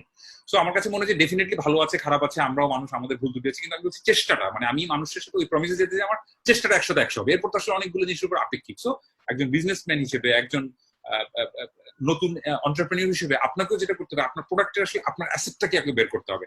আপনার যদি হয় যে এটা আপনার দুর্বলতা, সেটা জানতে হবে, তাহলে সেটা নিয়ে কাজ করতে হবে। পাশাপাশি আপনার অ্যাসেটটাকে সামনের দিকে উঠিয়ে নিয়ে আসতে হবে। সো প্রোডাক্টের ক্ষেত্রে যার যেই প্রোডাক্ট, প্রথমেই জিজ্ঞেস করে যে আপনার এটা অ্যাসেট কি। যেমন আপনি একটা পটারি সেল করেন, পটারি সেল করে আপনার কি খুব ফাইন ফিনিশিং, ধরেন আপনার ফিনিশিং ভালো না, কিন্তু আপনি আমার কথা শুনে করলেন কি, একদম ক্লোজ ডিটেলস এর ছবি এমন ভাবে দিলেন, মানুষ আপনার প্রোডাক্ট দেখে মানে একদম কনফার্ম করলো যে এটা কিনবে না, তাহলে তো সেটা আমার তো you first take to know যে what is your product, what is your strength. সেই স্ট্রেংথটা ডিপেন্ড করে তার উপর হবে আমার গল্প বলার ধরন, আমার স্টেটমেন্টের ঢং। আর আচ্ছা আনিকা, ভাইয়া, সেম হ্যাঁ, সেম কোয়েশ্চেনে আরেকজন একটু অ্যাড করছে। আপুর নাম হচ্ছে আহ, আনিকা রাইসা। আপু বলছে যে এখানে রং চেঞ্জ হয়ে যাওয়ার একটা ব্যাপার থাকে। ধরেন ম্যাজেন্ডা কালারটা পরে দেখা যাচ্ছে এটা গোলাপি কালার বা অন্য কোনো রাইট, কালার, পরে এটা নিয়ে রাইট, কনফ্লিক্ট হয় কাস্টমারের সাথে। এটা নিয়ে যদি রাইট। কিছু বলেন। এইটা আপনি একটা ভালো কথা বলেছেন, একদম খুব চমৎকার কথা বলেছেন। আমি এখনই দেখাচ্ছি কি হয়। যে আমরা ক্যামেরাটা অন করলাম, ক্যামেরাটা অন করলে এখানে একটা হোয়াইট ব্যালেন্স বলে একটা অপশন আছে। আমি এক্ষুনি খুঁজে পাই কিনা। মোর, আমি খুব দ্রুত করার চেষ্টা করছি, কিন্তু এই যে যেটা হয় এখন হোয়াইট ব্যালেন্সটা খুঁজে পাচ্ছি না। সো আমি যদি পোর্ট্রেট করি, আচ্ছা, সো এই ইট শুড বি হিয়ার। আচ্ছা, এনিওয়ে হোয়াইট ব্যালেন্সটা আমি খুঁজে পেলাম না। সো প্রো, আচ্ছা এখানে দেখি, pro pro pro pro pro pro, yes yes yes, আচ্ছা white balance. So white balance বলে একটা জিনিস আছে, আমি জানি না আপনারা দেখতে পাচ্ছেন কিনা। এখানে দেখেন হোয়াইট ব্যালেন্স, হ্যাঁ, এটা আমার ক্যামেরাতে অপশনটা আছে, অনেকের হয়তো আছে, অনেকের হয়তো না। আপনি জানেন প্রথমে যে আসলে আপনি যখন ছবিটা তুলবেন, আপনার আলোর উৎসটা কি, মানে এই যে ধরেন আমি যে এখন এই রুমে বসে আছি, আমার আলোর উৎসটা কি? Definitely tube light. এই বাসায় যেহেতু আমি বসে আছি এবং এটা একটা কি আলো দিচ্ছে, এটা একটা ফ্লুরোসেন্ট আলো দিচ্ছে, এটা একটা জাস্ট বোঝার জন্য বলছি, এটা সাদা আলো দিচ্ছে। আবার যখন আপনি রাস্তার পাশে বসে টং দোকানে চা খান, তখন কি আলো দেয়? একটা ইয়েলোইশ আলো দেয়, রাইট? ওটা একটা ধরেন এটাকে টাংস্টেন বলি আমরা। আবার ধরেন আপনি যখন একটা হলুদের প্রোগ্রামে যান বা আপনি একটা ডিস্কো পার্টিতে যান, অনেক সময় লাল নীলে মাল্টিপল আলো দেয়। সো আপনি কখন কোথায় ছবি তুলছেন সেটা কিন্তু ডিপেন্ড করে। আবারও বলছি, আপনার আলোর উৎসটা কি ধরনের। সূর্যের আলোতে ছবি তুললে আপনার ফিরোজা জামা, ফিরোজা যে রংটা দেখাবে, আপনি যদি এই আলোতে এনে ফিরোজা জামা, পিঙ্ক জামা ধরেন, তখন এটা গিয়ে একটা সেমি রেড হয়ে যাবে। মানুষজন এটাকে সেমি রেড ভেবে, আপনার ক্লায়েন্ট ভেবে আপনাকে অর্ডার দিবে। তারপর যখন পিঙ্ক জামাটা পাবে, তারপর আপনার লাইফ শেষ এবং 14 গোষ্ঠী উদ্ধার করবে। তো সেটা আসলে হওয়াটাই স্বাভাবিক টেকনিক্যালি। এখন আপনাকে যেটা জানতে হবে যে আপনি যে আলোর উৎসটা তুলছেন, যেমন আপনি ছবি তোলার সময় যদি সেই হোয়াইট ব্যালেন্সটা দিয়ে দেন, খেয়াল করে দেখেন যে এখানে এখন হোয়াইট ব্যালেন্স দেওয়ার সময় দেখেন এখানে একটা সাইন পর্যন্ত দিয়ে দেওয়া আছে। সো এই যে প্রো, সরি সরি সরি, এই যে দেখেন হোয়াইট ব্যালেন্সে এখানে দেখেন এখানে কয়েকটা সাইন দেওয়া আছে। এই যে দেখেন এখানে দেখতে পাচ্ছেন কিনা যে টিউব লাইট। তো আমি যদি এখন এটা দিয়ে দিই, এই অপশনটা ব্যবহার করি, তার মানে হচ্ছে আমি সঠিক রংটা পাওয়ার সম্ভাবনাটা আমার বেড়ে গেল। আর আমি যদি টাংস্টেনে ছবি তুলি, তাহলে এখানে এই যে টাংস্টেনটা সেট করে দিতে হবে। বিভিন্ন কিছু সেট করে দেওয়া যায়। এবং এটাকে আরো একুরেটলি সেট করার জন্য আপনি এখানে কেলভিন পর্যন্ত সেট করে দেওয়া যায়। এবং আজকালকার ফোনগুলো কিন্তু যথেষ্ট স্মার্ট, এখানে সকল রকমের অপশন দেওয়া যায়। এবং আরেকটা জিনিস কি, আপনি এখন ধরেন মন খারাপ করে লিখলেন, ভাইয়া আমার তো ফোনে এটা নাই, আমার কি হবে। সো প্রথম বিষয়টা হচ্ছে আপনাকে কয়েকটা জিনিস বুঝতে হবে। যেমন যখন আমরা আসলে একটা ফটোগ্রাফির কোর্স করি, ধরুন আমার একটা ফটোগ্রাফি কোর্স আছে, জাস্ট বোঝানোর জন্য বলছি যে এটা আসলে 15,000 টাকার একটা কোর্স বা 6,000 টাকার একটা কোর্স। অনেকে লিখে পাঠায় এত দামি কোর্স, আমাদের কথা কেউ ভাবে না, আমাদের কি হবে। প্রথম you have to consider this is your investment. You should get a good phone, যেটা দিয়ে আসলে এই অপশনগুলো আপনি ব্যবহার করতে পারেন। না হলে তো আসলে এই যে লাল জামা যখন আসলে ফিরোজা জামা হিসেবে বিক্রি হয়ে যাবে, আপনার তো রেপুটেশন ভালো কিছু হচ্ছে না। এবং এক্স্যাক্টলি। এটা মাথায় রাখতে হবে, this is an business, you are not doing the charity work. ধরেন আমি একটা চ্যারিটির জন্য এখন আমি একটা ভাষণ দিচ্ছি, ভাষণের জন্য কথার কথা যে আমি কি কালার পড়ছি সেটা ইম্পর্টেন্ট না, কিন্তু আমি যদি একটা পলিটিক্যাল অ্যাসাইনমেন্টে হয়তো যেতাম, সেটার জন্য আমি কি পড়ছি সেটার জন্য যদি আমাকে পয়সা করে একটা সাদা পাঞ্জাবি কিনতে হয়, যেটা যদি আমার স্টেটমেন্টের জন্য সুবিধা হয়, আমাকে সেটা করতে হবে। সো প্রথম কথা হচ্ছে এগুলো মাথা থেকে ঝেড়ে ফেলতে হবে এবং কনসিডার করতে হবে আমার কোথায় ইনভেস্ট করতে হবে, কোথায় করতে হবে না। সো এই অপশনটা যদি আমাকে একটা সঠিক রঙের ছবি দেয় এবং তাতে যদি সেটা আমার বিজনেসের জন্য ভালো হয়, কেন নয়। যেমন আপনি যদি আমার অফিসে কখনো আসেন, আমরা অনেক কষ্ট করে যেই 50,000 টাকা দিয়ে একটা ল্যাপটপ কিনতে পাওয়া যায়, একটা উইন্ডোজের পিসি, আমরা 1.5 গুণ 4 গুণ খরচ করে একটা ম্যাক কিনি অ্যাপেলের, কেন? শুধুমাত্র সঠিক কালারটা পাওয়ার জন্য। না হলে কেউ একদিন ফিরোজা জামা পরে আসবে, আমরা ডেলিভারি দেওয়ার সময় সেটা সেটা হয়ে যাবে ম্যাজেন্টা কালার। সো এই জিনিসগুলো ইজিলি আপনি এখান থেকে করতে পারবেন, এক। আর 2 নম্বর বিষয় হচ্ছে যে আপনাকে আস্তে আস্তে এই জিনিসগুলোকে গুরুত্বপূর্ণ ভাবতে হবে, তখনই কিন্তু আসলে প্রবলেমটা সলভ হয়ে যাবে, এক। আরেকটা সহজ কাজ আমরা করি কি, যেমন প্রায় সময় আমাদেরও এই সমস্যাটা হয়। ধরেন আমাদের ওয়েডিং ডেতে কেউ একজন ছবি নিয়ে গেল, বাসায় গিয়ে তো কান্নাকাটি অবস্থা, ভাইয়া আমার লাল শাড়ি তো বেগুনি হয়ে গেছে, আমার কি হবে, আমি তো শেষ। হ্যাঁ, তখন আমরা যেটা করি, ওনাকে আমরা বলি যে এটা আসলে একটা স্ট্যান্ডার্ড কালার কারেকশনটা আমরা করি এবং এটার কালারটাকে ভালোভাবে পাওয়ার জন্য we use the best thing, ধরেন অ্যাপল বা ম্যাক। কিন্তু আপনি আপনার বাসার মনিটরে যদি সেটা কোনো কারণে আন্ডার বা ওভার দেখেন, এটাকে ওয়াইড হওয়ার কিছু নাই। সো আপনাকে প্রথমে জিজ্ঞেস ভাবতে হবে যে আসলে আপনার ক্লায়েন্ট যেন আসলে ওই কনফিডেন্সটা পায় এবং ক্লায়েন্ট যেন আপনাকে ট্রাস্ট করে। সো আপনি যখন ওকে, আপনি যদি দেখেন, এটা আমি কোনো অনলাইনে কিন্তু আমি দেখি না, হ্যাঁ, যে কেউ লিখে জামাটা, মানে আপনি কিন্তু লিখে দিতে পারেন যে আমরা এই স্ট্যান্ডার্ড মেনটেন করে এই ছবিটি এই নির্দিষ্ট আলোতে তুলেছি, আশা করছি যে আপনি যা দেখতে পাচ্ছেন তাই পাবেন। যদি তারপরও সেটা না পেয়ে থাকেন, কোনো কারণে আপনাকে ধরে নিতে হবে যে এই কারণে সেটা হয়তো আপনি পাচ্ছেন না। তখন দেখেন মানুষ কিন্তু আপনাকে ট্রাস্ট করবে যে না, ও আসলে জানে বুঝে ও বলছে এটা ভালো, তার মানে আসলে এটা ওর দিয়ে হবে। সো আমার কাছে মনে হয় যে honesty is the best policy. এবং হচ্ছে যে আপনি এর সাথে সাথে আপনাকে টেকনোলজিক্যালি আসলে অ্যাডভান্স হতে হবে, এই জিনিসগুলো জানতে হবে, বুঝতে হবে। তখন যখন ধরেন কেউ একজন আপনি আপনি তো আসলে মানুষের ক্ষতি করতে চাননি, আপনি চেয়েছিলেন একটা ভালো সুন্দর ছবি দিতে। ধরেন কোনো কারণে কেউ একজন একটা ফিরোজা কালারের জামা ভেবে কিনেছে, ওটা গোলাপি জামা, কিন্তু আপনি যখন তাকে ফোনে কাউন্সিলিংটা করবেন, ভাইয়া আপনি হয়তো এই কারণে এটা এটা, তখন কিন্তু সে আসলে কনফিডেন্সটা গ্রো করবে। এবং বিজনেস কিন্তু একদিনের না, সো কাউকে মানে এই লাল বলে নীল দিয়ে বড় হওয়া যাবে না, একটা নির্দিষ্ট সময় পর্যন্ত হয়তো যাওয়া যাবে। সো আমার কাছে মনে হয় টেকনিক্যালি এই জিনিসগুলো আমাদেরকে ইমপ্রুভ করতে হবে। ভাইয়া আমরা জানি আমরা অনেক কোশ্চেন নিয়ে নিচ্ছি, সো আমি লাস্ট আর দুইটা কোশ্চেন নিব। সেটা হচ্ছে একজন একটা খুব ভালো কোশ্চেন করেছে অ্যান্টিক বিডি পেজ থেকে।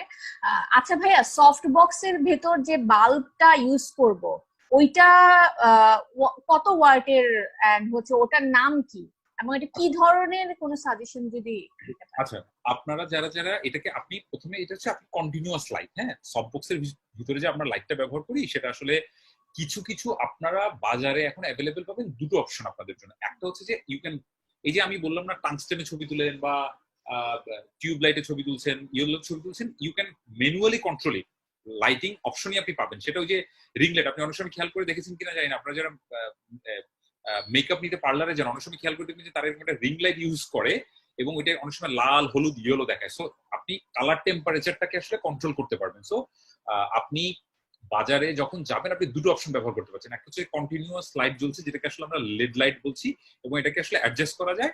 আরেকটা হচ্ছে যে সফট বক্সের ভিতর দিয়ে বেসিক্যালি এক ধরনের টাংস্টেন লাইট বা ফ্লুরোসেন্ট লাইট, দুটো লাইটই আসলে পাওয়া যায়।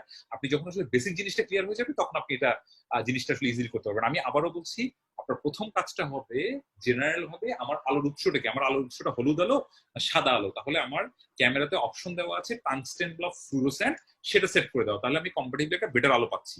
তারপরও যারা যারা আরো একুরেট এবং আরো সঠিক জানতে চান এবং বুঝতে চান, আপনি কেলভিন নামে একটা শব্দ আছে, সেটা হচ্ছে আসলে এই যে আমরা টাংস্টেন বলে দিচ্ছি, ও বেসিক্যালি আসলে একটা পরিমাপ ঠিক করে দিচ্ছে। আচ্ছা টাংস্টেনে 4500, আপনার মনে হলো যে না ছবিটা ঠিক আছে, আরেকটু যদি ইয়েলো কমতো বা বাড়তো, এটা তখন আমরা ম্যানুয়ালি কেলভিন দিয়ে কন্ট্রোল করি, যেই অপশনটা আপনি চাইলে সে লাইটিং সেটআপের সাথেই আছে। যেমন আমি নিজেই একটা একটু আগে মানে গতকালকে বা পরশু আমি আসলে অনলাইনে অর্ডার করেছি এরকম একটা লাইট, যেটা দিয়ে আমি আসলে টেম্পারেচারটা কন্ট্রোল করতে পারি।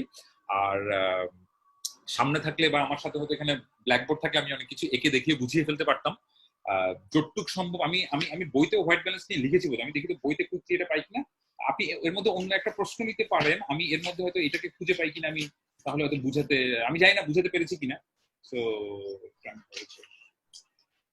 ভাই একটা কোশ্চেন খুব বেশি আসছে, যেমন শাহিনুর আমান্না আপু লিখেছেন যে বিগিনারদের জন্য যদি কোনো টিপস দেন আর কি। এতক্ষণ যা বলেছেন সবকিছুই ঠিক আছে, বাট বিগিনারদের জন্য ছোট করে যদি কোনো কিছু বলেন। ওকে ওকে ওকে, সো প্রথম বিষয়টা এক মিনিট, পেয়েছি পেয়েছি পেয়েছি পেয়েছি, ইটস অলমোস্ট देयर।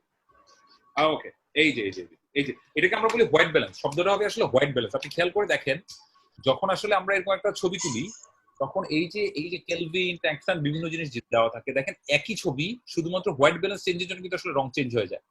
সো আপনি যখন আসলে সঠিক রঙের ছবি পেতে চান তখন আসলে আপনাকে হোয়াইট ব্যালেন্সটা ঠিক করতে হবে। সো যাদের যাদের বুঝতে অসুবিধা হচ্ছে জাস্ট হোয়াইট ব্যালেন্স শব্দটা একটু লিখে রাখেন এবং এটাকে আজকে do Google, so that you can learn more. এবং দেখেন এই যে একই ছবি শুধুমাত্র হোয়াইট ব্যালেন্সের জন্য আসলে জিনিসটা চেঞ্জ হয়ে যায়। সো আকাশের ছবি তোলার ক্ষেত্রে হোয়াইট ব্যালেন্স চেঞ্জ হলেও সমস্যা হয় না, কিন্তু আমাদেরকে মাথায় রাখতে হবে প্রোডাক্টের ছবির ক্ষেত্রে এই হোয়াইট ব্যালেন্সটা ঠিক করা খুব খুব জরুরি। আর ইন জেনারেল যখন আসলে টিপস তার সেটা হচ্ছে যে না ভাই, এখানে কোয়েশ্চেনটা ছিল, আমি একবার ক্লিয়ার করি। কোয়েশ্চেনটা হচ্ছে যে ওনারা বিগিনার হিসেবে কিভাবে ফটোগ্রাফিটা শিখবে আর কি। আর রহিম তালহা আপু সেম জিনিসটা আছে, প্রফেশনাল ফটোগ্রাফি মেয়েদের জন্য কিভাবে শেখার ব্যবস্থা কি আছে। আচ্ছা, প্রথম বিষয়টা হচ্ছে যে আপনি কেন ফটোগ্রাফার হতে চান, আমি সেই অনুরোধটা আপনাকে করব যে এটা খুব জরুরি যে আসলে আমি ফটোগ্রাফার হতে কেন চাই এবং আমার ফটোগ্রাফার হওয়ার প্রয়োজন আছে কিনা। ঠিক একইভাবে আসলে আমি উদ্যোক্তা হতে চাই, কেন উদ্যোক্তা হতে চাই সেটাও আমার জানতে হবে। কেন এই কথাটা বলছি, আমি যদি এখন শুধুমাত্র আপনাকে আসার কথা বলি তার মানে হচ্ছে আমি সঠিক জিনিসটা বলছি না। দেয়ালের এপিটোপিট দুটো পিটি দেখা আপনার উচিত। প্রথম, আমি জানি না আমি কাউকে হার্ট করছি কিনা, কিন্তু আমার এটা বলা প্রয়োজন এবং আমি বলতে চাই, আমি একটা বেসিকের ফটোগ্রাফি ক্লাস করি। তো ক্লাস করে সেখানে যখন প্রথম দিকে কেউ আসে তখন আমি জিজ্ঞেস করি ফটোগ্রাফিটা কি আপনার প্রেম নাকি এটা আসলে এক ধরনের মোহ। সবাই খুব অবাক হয়, কি ব্যাপার আসলাম ফটোগ্রাফি শিখতে, এই লোক দেখি বলতেছে এটা আমার মোহ কিনা। কেন বলছি যে দেখুন এই মুহূর্তে আমরা যে মানে সময়টা যাচ্ছি এখন, বিং এ এন্টারপ্রেনিউর, আমি ফটোগ্রাফার, আমি ইউটিউবার, এই শব্দগুলো সাউন্ডস কুল, মানে খুব কুল শোনায় যে আমার মানে বুঝছেন ব্যাপারটা, মানে I hope you understand. So আমি বলছি যে ধরুন কেন এটা আসলে এখন একটা ট্রেন্ড যে being a photographer, entrepreneur, YouTuber হওয়া, ব্লা ব্লা ব্লা। সো আমি বলছি যেটাকে আপনি, এটা যদি আপনার মোহ হয়, মানে আমি আসলে এটা ট্রেন্ড দেখে আমি এখন এটা করতে চাই, তাহলে কি হবে, কষ্টের দিকও আছে, আপনি তো সেটা আসলে দেখেন না হয়তো। এখন কোনো কারণে আপনি এই ট্রেন্ডটাকে ফলো করতে করতে আপনি যে যখন কষ্ট বা কঠিন সময়গুলো আসবে, তখন আপনি যখন আসলে টায়ার্ড হয়ে যাবেন, আপনি এটাকে ক্রস করতে পারবেন না যদি না এটা আপনার প্রেম হয়। তাহলে হবে কি, এই যে আপনি যেটাকে আজকে ট্রেন্ড ভাবছেন, ট্রেন্ড তো 3 বছর পর চেঞ্জ হয়ে যাবে, তখন আপনি কি বারবার শুধু ট্রেন্ড চেঞ্জ করবেন? তা তো হবে না। সো নিজের সাথে আসলে আগে কথা বলতে হবে, আমি আসলে ফটোগ্রাফার হতে চাই কিনা, কেন হতে চাই, আমি এন্টারপ্রেনিউর হতে চাই কিনা, আমি ইউটিউবার হতে চাই কিনা। একটা জিনিস খেয়াল করে দেখেন, তারাই সাস্টেন করবে যাদের আসলে কন্টেন্টটা ভালো। সেই কন্টেন্টটা কোথেকে আসে? ভিতর থেকে আসে, মন থেকে আসে। হ্যাঁ, আমি আসলে এন্টারপ্রেনিউর হতে চাই কারণ আমি চাই যে এই সমস্যাটা সলভ হবে এইটার মাধ্যমে।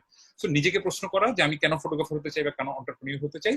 এরপরের বিষয়টা হচ্ছে যে কিভাবে আসলে নিজেকে ডেভেলপ করতে, আমি ক্লিয়ার যে হ্যাঁ আমি ফটোগ্রাফার হতে চাই, ফটোগ্রাফি আমার হইতে হবে বা আমার এন্টারপ্রেনিউর হইতে হবে। এরপর হচ্ছে যে আমাকে ক্রাফটটা জানতে হবে, যে আমি হয়তো খুব ভালো মানুষ কিন্তু আমি জানি না কিভাবে ভালো ছবি তুলতে হয়, তাহলে কিন্তু আসলে আমার জন্য জিনিসটা হচ্ছে না। সো এটা কন্টিনিউয়াসলি একটা কোনো তরিকা নাই যে সকালবেলা উঠে প্রতিদিন কালো মুরগির ডিম দুবার করে খাবেন তাতে করে আসলে ফটোগ্রাফার হওয়ার সম্ভাবনা আছে, এমন কোনো ট্রিক্স আমার কাছে নাই। যেটা করতে হবে, কন্টিনিউয়াসলি নিজেকে আসলে পুশ করতে হবে এবং কন্টিনিউয়াসলি নিজের দুর্বলতাটা জানতে হবে, পাশাপাশি ডেভেলপ করতে হবে।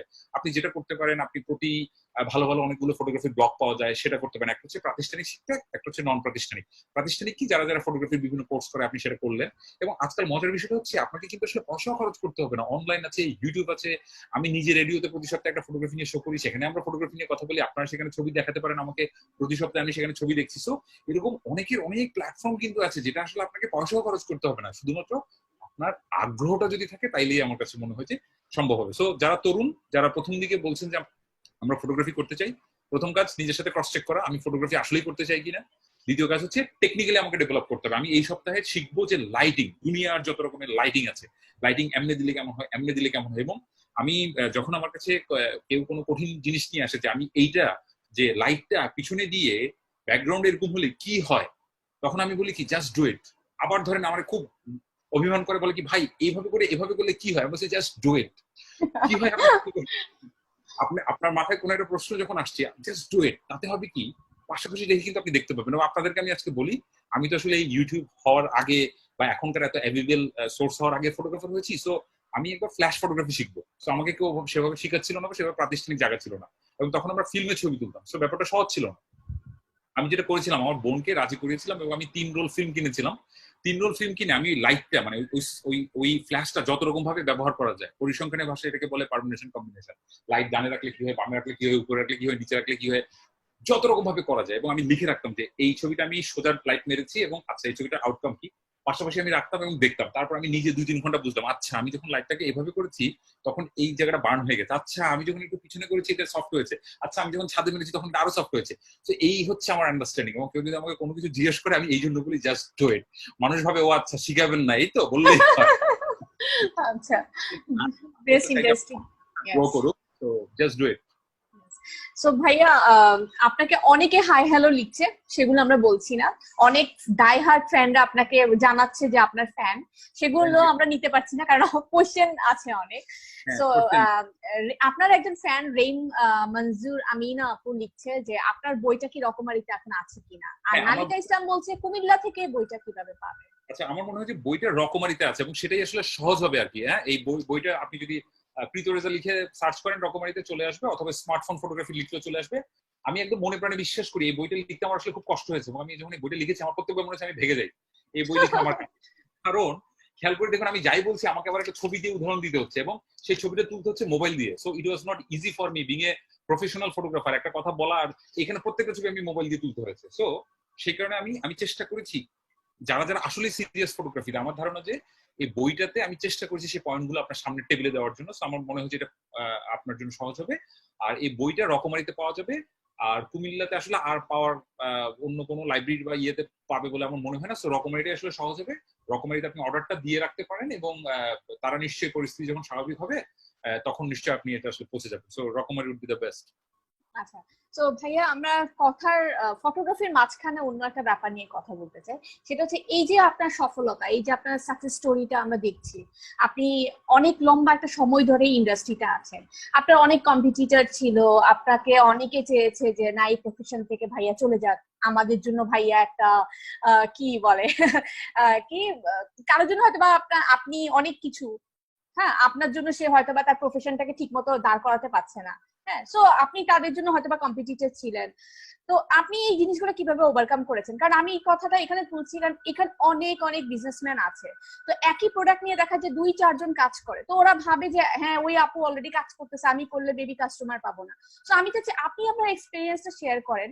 লাইফে আমাদের কম্পিটিটর থাকবে, কম্পিটিশন থাকবে, তো আমরা এটা কিভাবে ওভারকাম করব সেই জিনিসটা নিয়ে যদি কিছু বলেন। এইটা যেহেতু একটা ক্লোজ গ্রুপ, আমি আজকে এখানে এই গ্রুপের সত্য কথাটা বলি, আপনারা মানে সবকিছু করেন না, কিন্তু আমি আসলে রিয়েলি মিন করতে চাই। প্রথম বিষয়টা হচ্ছে যে আপনি আপনার সিলিংটাকে কেন ছোট ভাবছেন। ধরুন আমাকে অনেকে অনেক রকমের হয়তো পুল ডাউন করার চেষ্টা করে। প্রথম বিষয় আমি এগুলো কোনো কিছুই না, আমি আসলে এগুলো মাথাতেই নেওয়ার চেষ্টা করি না। প্রথম কথা আমি ধরে নিচ্ছি যে আমার কম্পিটিশনটা হচ্ছে আসলে গ্লোবাল মার্কেটে, বাংলাদেশে আমার কম্পিটিশন না। তাতে কি হবে, আমাকে কিন্তু কন্টিনিউসলি দিকে পুশ করতে হবে, এবং আপনি আরেকজনের ক্ষতি কামনা করে কখনোই আপনি ভালো কিছু জীবনে করতে পারবেন না। এই ব্যাপারে আমার কোনো রকমের কোনো সন্দেহ নেই। এবং আমি ধন্যবাদ দিতে চাই আমার লাইফে যারা যারা আমাকে আসলে পয়েন্ট আউট করেছে, আমাকে না বলেছে, আমাকে দিয়ে কিছু হবে না বলেছে, তাতে কি হয়েছে, ওরা আসলে আমার ভীষণ ভীষণ উপকার করেছে। আমাকে যে যখন যেটা বলেছে যে এটা হবে না, ওর দ্বারা এটা পারবে না, আমি আসলে নিজেকে কন্টিনিউয়াসলি শুধু আমরা কি করি, ধরেন কেউ আমাকে কিছু বললো, আমরা আমরা সবসময় করি কি, আমরা যে লোকগুলোকে পছন্দ করি না ওদেরকে আমরা ফার্স্ট সি দিয়ে রাখি, যেন আসলে আমি সবসময় এটা নিয়ে দেখতে পারি আসলে। তো আমি বলবো কি যে আজকে থেকে আপনার লাইফের সকল নেগেটিভ মানুষকে আপনি এক সাইড করে ফেলেন, মানে এদেরকে ফলো করার আপনার দরকার নাই, ওদেরকে আপনি আপনাকে ফলো করতে দেন, এবং সেটা আপনার কাজের মধ্যে দিয়ে, আপনার ফেসবুকের স্ট্যাটাসের মধ্যে দিয়ে নয়। আমি প্রচুর এই ধরনের ব্যাক পুলিং দেখি বিজনেসে ছোট ছোট করে, বরং আপনি যেমন আমি যেটা করেছি, আমি আমার যত কম্পিটিটর ফটোগ্রাফার আছে বা তাদের কাছে আমি সবাইকে দেখেছি যে you need to know how to behave, the way you treat me. আমি জাস্ট অপোজিট জিনিসটা করি, হ্যাঁ। এবং আমি এটা কেন করি, বিকজ আমার real selfish, I really really mean it. You need to be a real selfish as well as. আপনি খেয়াল করে দেখেন, জাস্ট আমি উদাহরণ দিচ্ছি একটা ছোট্ট বোঝার জন্য। ধরেন আমরা কি চাই, আমরা চাই যে আমি খুব সাকসেসফুল হবো, আমার এই পেশাতে আমি সবকিছু করবো, আর কেউ কিছু করবে না, এটা সেটা। জাস্ট বোঝানোর জন্য বলছি যে আনিকা ধরেন যে অক্সফোর্ড থেকে গাড়ি চালানো শিখে এসেছে, গাড়ি চালানো শিখে এসেছে, এবং ধরেন ও হচ্ছে বিশ্বের সবচেয়ে দামি স্কুল থেকে গাড়ি চালানো শিখে এসেছে, যেটা হচ্ছে অক্সফোর্ড। এবং আনিকা কুমিল্লাতে ওর মার্সিডিজ বা বিএমডব্লিউ ওই সিরিজের একটা গাড়ি নিয়েও নেমেছে। তাহলে আনিকার একটা সর্বোচ্চ লেভেলের ডিগ্রি আছে এবং সর্বোচ্চ লেভেলের একটা গাড়ি আছে, যেটা নিয়ে সে রাস্তায় নেমেছে। কোনো লাভ আছে উল্টা পাশ থেকে এসে যদি আপনি টেম্পু দিয়ে আনিকাকে মেরে দেন? তাহলে তো আসলে আনিকার এই সর্বোচ্চ ডিগ্রি, সর্বোচ্চ গাড়ি কোনো কিছু আনিকাকে সেভ করতে পারবে না। সেই জিনিসটা আসলে আনিকাকে সেভ করতে পারতো যদি আনিকা আপনাকে সচেতন করতো যে আসলে আমরা কেন আসলে we need to help each other. So একা একা কোনো কিছু হতে পারে না। সো প্রথম বিষয়টা হচ্ছে যে ডেফিনেটলি আপনার যদি প্রফেশনাল জেলাসি থাকে, সেটা খুব দোষের কিছু না, কিন্তু সেটা যেন পজিটিভ হয়। পজিটিভটা কিরকম, আচ্ছা ও এটা ভালো করছে, সো আমি এমন কিছু করতে চাই যেটা আসলে এটাকে ক্রস করে যাবো, সেটার মধ্যে এক ধরনের সুন্দর মানে প্রফেশনাল জেলাসি থাকতে পারে, কিন্তু এর বেশি কিছু না, ব্যাক পুলিং না। আপনি একটা জিনিস চিন্তা করেন, অনেক কোম্পানি বা ক্লায়েন্টকে দেখি যে আমরা কি করি বা আমি কি করি এটার জন্য সারাক্ষণ সে অপেক্ষা করে আছে, এটা করলে এটা করবে, এটা করবে। তাতে কি হচ্ছে দেখেন, ওর কোনো প্ল্যান নাই, ওর লাইফের কোনো গোল নাই, ওর লাইফের কোনো টার্গেট নাই। সো আপনি কেন 2-4টা মানুষকে নিয়ে ভাবছেন? আপনি হয়তো জানেনই না আপনি নেক্সট ওবামা ফাউন্ডেশনের নেক্সট ইয়াং বেস্ট এন্টারপ্রেনিউর হতে যাচ্ছেন, এবং you have to work for it. কোনো কিছু এমনি আসবে না, এমনি এমনি কোনো, আপনাকে পরিশ্রম করতে হবে, আপনাকে সৎ হতে হবে। আরেকটা জিনিস হচ্ছে যে আমার কাছে মনে হয় কি যে সৎ যদি না হয় কেউ একটা লেভেলের পর ক্রস করতে পারবে না। এবং আমার মনে হয় যে খেয়াল করে দেখুন, খুব সিম্পল, আপনি যখন সিঁড়ি দিয়ে উঠবেন, আপনি যদি কোনো কারণে পড়ে যান, আপনার বিজনেসটা ক্ষতি হচ্ছে, আপনি কিন্তু সিঁড়ি দিয়ে পড়বেন, আপনি লিফট দিয়ে উঠলে আপনি লিফট দিয়ে পড়ে যাবেন। তো আমার কাছে মনে হয় যে অনেস্ট থাকতে হবে, পরিশ্রম করতে হবে, আর মানে বি দা বিগ ফিশ। যেমন ধরেন আমার কাছে মনে হয় যে আপনি একটা ছোট্ট পুকুরের বড় মাছ না হয়ে আপনি যদি সমুদ্রের একটা ছোট মাছ হন, তাহলেও কিন্তু আসলে সেটা অনেক কিছু হবে। সো আরেকটা জিনিস, আমাদের মধ্যে এক ধরনের অহংবোধ কাজ করে, এটা আমার নিজের মধ্যেও যে কখনো করে নাই তা না, আমি অস্বীকার করবো না, কিন্তু আমি গত কয়েক বছর ধরে নির্লস পরিশ্রম করে যাচ্ছি কিভাবে এটা। যেমন ধরেন আমি এখন যেটা করি, আমরা কি করি, যেমন ধরেন আমার একটা অ্যাওয়ার্ড আছে, আমি এই পেয়েছি, আমি কুমিল্লাতে ধরেন আমার এত বুটিক শপ আছে, আমার 1000 লোক আমাকে ফলো করে। So what? সো আপনার প্রথম বিষয়টা মাথায় রাখতে হবে। যেমন ধরেন আমি যেটা বলি যে আমাদের বড় বড় যারা ফটোগ্রাফার আছে, শহীদুল আলম, নাসির আলম, ওদের কোনো অহংকার নাই। আমি কে অহংকার করবো? আমার তো কিছুই নাই। সো আপনি সবসময় যেটা করবেন, আপনি যদি অন্য যে মানুষগুলো আপনাকে কন্টিনিউসলি ইন্সপায়ার করে তাদেরকে যদি ফলো করেন, তাদের কাজকে যদি ফলো করেন, তখনই আসলে আপনার রিয়েল সার্থকতা হবে। এবং আমাকে অনেকে বলে যে আসলে ভালো ফটোগ্রাফার হওয়ার পিছনের মূল কারণটা কি, আমি বলছি ভালো ফটোগ্রাফার হওয়ার সবচেয়ে বড় কারণটা হচ্ছে ভালো মানুষ হওয়া। এবং আমি বিশ্বাস করি আপনি ভালো মানুষ না হলে, আপনি ব্যবসা করেন, আপনি ইউটিউবার, আপনি যাই হন, আপনি হবে না। কারণ এটার পারপাসটা অন্য ছিল, আপনার পারপাসটা ভালো ছিল না। ভালো না হতে বাকি জিনিসগুলো আপনাকে রোল করবে না। সো আমার কাছে মনে হয় আমার ছোট্ট জীবনে আমি যা কিছু পেয়েছি, I am all the way blessed. কারণ আমি কোনোদিন আমার একটা কম্পিটিটরেরও খারাপ চাই নাই, এখনো চাই না। আমি চাই সবাই ভালো থাকুক। এবং একটা বোকার জিনিস আমি বুঝি না, ধরেন ঢাকা শহরে সাপোজ আমি ওয়েডিং ফটোগ্রাফি করি, এখন ঢাকায় এক রাতে 500 ওয়েডিং ফটোগ্রাফি, মানে ওয়েডিং ফটোগ্রাফার দরকার হয়, 100 দরকার হয়। সম্ভব আমার পক্ষে? সম্ভব না তো। আমি পারবো পারবো না তো। সো তাহলে কি, ও সবাই মিলে যদি ভালো থাকি তাইলে তো আসলে ভালো থাকা হবে। So you need to help each other, এবং you need to show the পথ যে আদারকে, যে দেখো কিভাবে আসলে ব্যাক পুলিং না করেও তুমি তোমার লাইফে আসলে ভালো কিছু করতে পারো। সো আমি অনেক কিছু এলোমেলো ভাবে বলার চেষ্টা করেছি, আমি জানি না আপনারা বুঝতে পেরেছেন কিনা, কিন্তু আমার কাছে মনে হয় যে আপনি নিজের উপর বিশ্বাস রাখেন। আরেকটা জিনিস করতে হবে, পড়াশোনার কোনো বিকল্প নাই। ধরেন কি হয় যে এখন আমার স্টুডেন্ট, আমি ওই দিন হিসাব করে দেখলাম আনিকা, ঢাকায় যতগুলি ফটোগ্রাফি ফার্ম আছে কোনো না কোনো ফার্মে, প্রত্যেকটা ফার্মে 95% ফার্মে হয় আমার কোনো স্টুডেন্ট আছে, নাইলে আমার কোনো এক্স কলিগ আছে। প্রাউড, এবং একই সাথে I feel a challenge, a positive challenge, যে আমার স্টুডেন্টরা এখন অনেক ভালো ছবি তুলছে, ওরা আমার তাহলে তো আমার ক্যারিয়ার কি হুমকির সম্মুখে না, আমি এটা পজিটিভলি নিচ্ছি যে আমাকে কন্টিনিউসলি নিজেকে আপগ্রেড করতে হচ্ছে। এবং ঠিক একই জিনিসটা বলবো, আপনি এন্টারপ্রেনিউর, আপনার এই মাসে 1 লাখ শাড়ি সেল হয়েছে, আপনাকে 2 লাখ লোক ফলো করে, তো আপনি তো নেক্সট ওবামা ফাউন্ডেশন ওই অ্যাওয়ার্ডের জন্য কাজ করছেন, তাহলে আপনার টার্গেট থাকবে বড়, যে আমি কিভাবে আসলে আমেরিকাতে একটা অনলাইন শপ দিতে পারি। যখন আপনার টার্গেট বড় হবে, আপনার সবকিছু চিন্তা ভাবনা পজিটিভ হবে, সবকিছু বড় হবে। So dream big. Thank you so much ভাইয়া। আমরাও সেটা ভাবি যে পজিটিভলি সবাইকে নিয়ে কাজ যারা করে তারাই অ্যাকচুয়ালি তারা সাকসেসফুল হয়। খুব ন্যারো মাইন্ডেড মানুষরা কখনো সাকসেসফুল হতে পারে না। আচ্ছা, সো আমরা এখানে একটা আপু বলছি যে আপু ফোনের ক্যামেরা ইউজ করে আমরা ফটোগ্রাফি করব নাকি হচ্ছে অ্যাপের ক্যামেরাটা ইউজ করবে?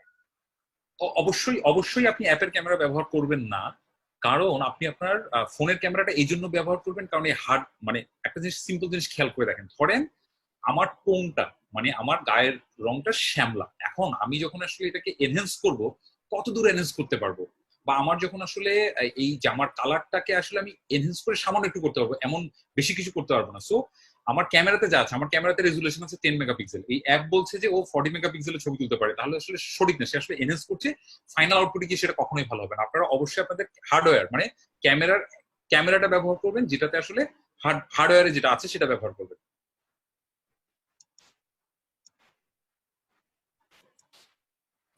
আরেকটা কোশ্চেন আমরা নিয়ে নিচ্ছি ভাইয়া, সেটা হচ্ছে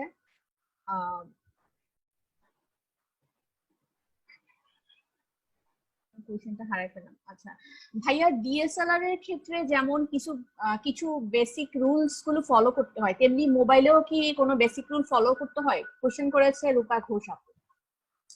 একটা জিনিস আমি খুব সিম্পল, আপনি যখন একটা ভালো ছবি তুলেন, যে কারণে আসলে আমি আবার বইতে ফিরছি, আমি এবার যে কারণে বইটা লিখেছি, যখন আমরা আসলে একটা ভালো ছবি দেখি, আমরা কিন্তু একবারও প্রশ্ন করি না যেটা কি দিয়ে তুলেছো, ক্যামেরা ডিএসএলআর। সো লাইটিং এভাবে রাখলে যে সুন্দর হবে, সেটা ডিএসএলআর দিয়ে তুলেন, মোবাইল দিয়ে তুলেন, একই তো গল্প, তাই না?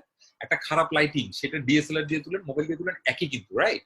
সো ডিএসএলআর আর মোবাইলের জন্য যে আলাদা আলাদা নিয়ম তা না, আপনাকে জানতে হবে যে ডিএসএলআরটা কেন মানুষ ইউজ করে, আরো আরো ফ্লেক্সিবিলিটির জন্য, আরো অনেকগুলো বেটার অপশনের জন্য হয়তো সেটা ব্যবহার করে। কিন্তু লাইটিং এর ক্ষেত্রে, রুলের ক্ষেত্রে, কম্পোজিশনের নিয়মের ক্ষেত্রে সবগুলো জিনিস কিন্তু আসলে একই। সো আপনাকে শুধু টুলটা ভিন্ন, যে আমি মোবাইলটা ব্যবহার করছি কারণ এটা সহজ, এটা ইজি অ্যাক্সেস, বা আমি প্রফেশনাল ফটোগ্রাফার না অ্যামেচার সে কারণে, আর প্রফেশনাল ফটো কারণে আমি ওই জিনিসটা ব্যবহার করছি, কিন্তু নিয়ম টিয়ম গুলো কিন্তু সবই একই। থ্যাংক ইউ সো মাচ ভাইয়া, আমরা অনেক কোশ্চেন নিয়ে নিয়েছি। এখন আমি যেটা করতে চাচ্ছি, কিছু পার্সন আপনার সাথে আমার সাথে লাইভে আসতে চায় আপনার সাথে কিছু কথা বলার জন্য। সো ওরা আমাদের গ্রুপে অনেক ভালো কাজ করছে, কুমিল্লার কিছু আপু। সো ওদেরকে আমরা গ্রুপে নিয়ে আসবো। তো আপনার সাথে ওরা একটু কথা বলতে চায়। তো আশা করি সবাই এগ্রি করো না?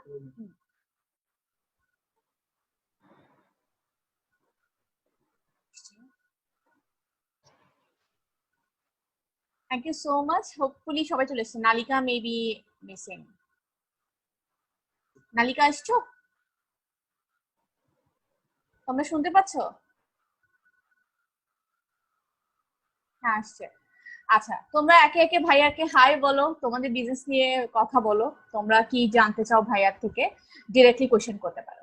সো ফার্স্ট অফ অল আমি শুরু করবো আমার মডারেটর নালিকাকে দিয়ে, যে আপনার ডাইহার্ট ফ্যান এন্ড আপনার টিপস গুলো, আপনার কোনো লাইভ সে মিস করে না, কোনো পোস্ট মিস করে না। সো সে আপনাকে কি বলতে চায় আমরা একটু শুনি। নালিকা, ভাইয়ার সাথে কথা বলতে পারো।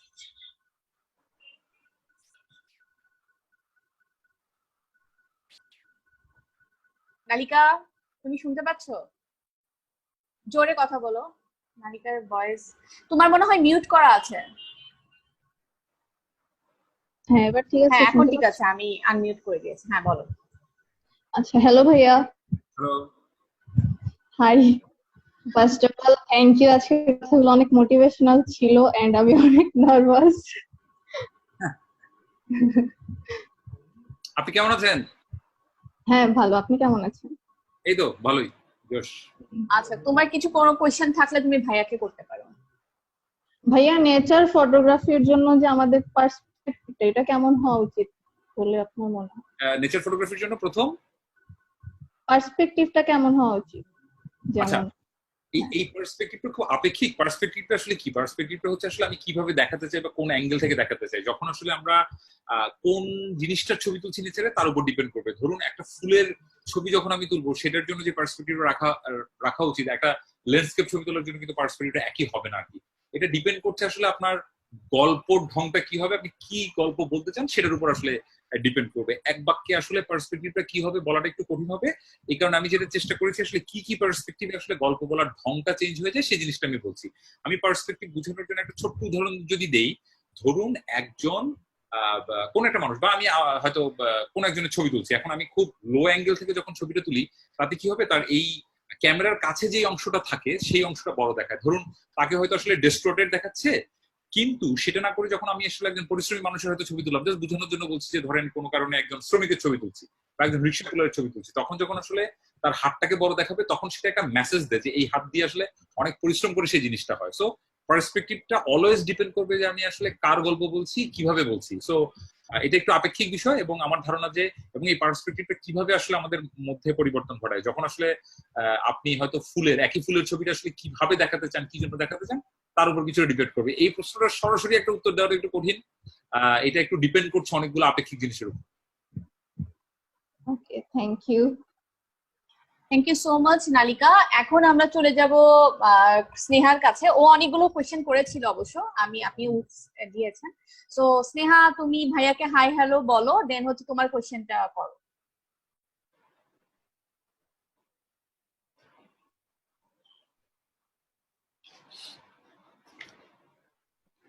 স্নেহা শুনতে পাচ্ছ? স্নেহা,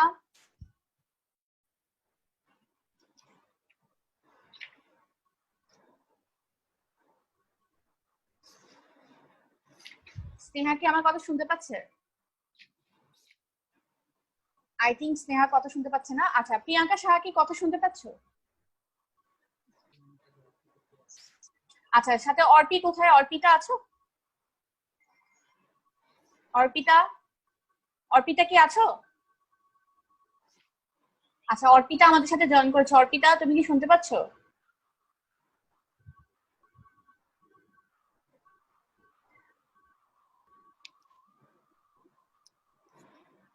স্নেহা, কে শুনতে পাচ্ছ আমাকে একটু বলো। অর্পিতা চলে এসছে। অর্পিতা, তুমি শুনতে পাচ্ছ?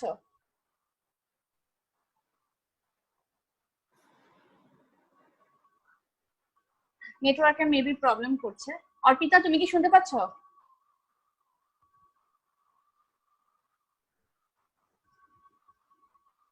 স্নেহা শুনতে পাচ্ছ? স্নেহার ওখান থেকে আনমিউট করো, সাউন্ড আসতেছে না। হ্যাঁ, এখন আসছে। স্নেহা, ভালো আছেন ভাইয়া? হ্যাঁ, আমি আপনার অনেক বড় ফ্যান।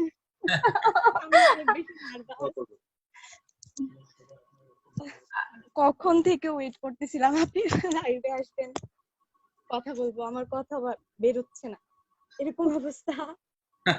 আচ্ছা, বলেন কেউ বলো তুমি ভাইয়ার সাথে কি কথা বলতে চাও? ভাইয়া, বিগিনারদের জন্য কিছু টিপস দেন। মানে আমরা বিজনেস যারা স্টার্ট করব, আমি বিজনেস করতাম বাট আমার মেবি মানে অনেক বেশি লস, বলতে গেলে অনেক বেশি লস হয়েছিল, পরে মনোবল হারাই ফেলছি আর করিনি। তো আবার স্টার্ট করতে যাচ্ছি, একটু যদি কিছু tips। প্রোডাক্ট কি? শাড়ি, জুয়েলারি, এগুলো ছিল। এখন কি আবার সেম প্রোডাক্ট শুরু করছেন? মানে জানি না, এখন শিওর না, কিন্তু করার ইচ্ছা আছে। ঠিক আছে, বুঝতে পেরেছি।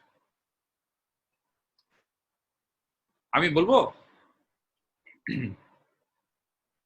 একটা বিজনেস, যে কোনো একটা বিজনেস তখনই আসলে সাকসেসফুল হবে যখন এটা আসলে একটা প্রবলেম সলভ করে। আপনি খেয়াল করে দেখেন যে উবারের নাম শুনেছেন না? হ্যাঁ। নিশ্চয়ই শুনেছেন। সো উবারটা যখন আমাদের এখানে আসেনি তখন থেকে আমি বলছিলাম যে আমার আসলে, আমি যেহেতু আসলে ফটোগ্রাফার, আদারওয়াইজ আমি আসলে বাংলাদেশে যে ট্রাফিক সলিউশন নিয়ে একটা বিজনেস করার চেষ্টা করতাম।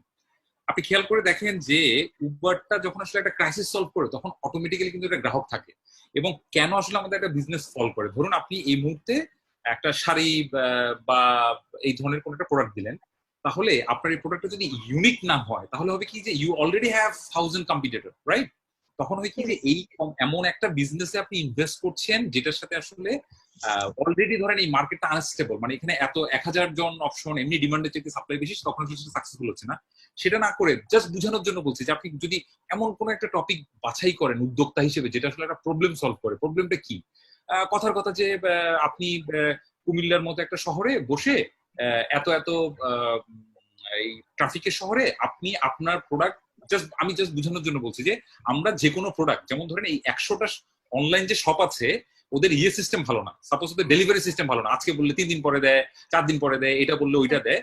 সাপোজ আপনি একটা কোম্পানি, যে কোম্পানি আসলে এই রেসপন্সিবিলিটি নিচ্ছেন যে আমি করতেছি যে মানে আপনার কোম্পানির কাজই হচ্ছে যে এই 100টা কোম্পানির জন্য সার্ভিসটা দেওয়া, যে যারা আসলে ডেলিভারিটা পৌঁছাতে পারে না, জাস্ট বোঝানোর জন্য বলছি। তাদের হলো কি দেখেন, আপনি ওই 100টা কম্পিটিটরে বরং আপনার ক্লায়েন্ট বানালেন and you are giving a better solution.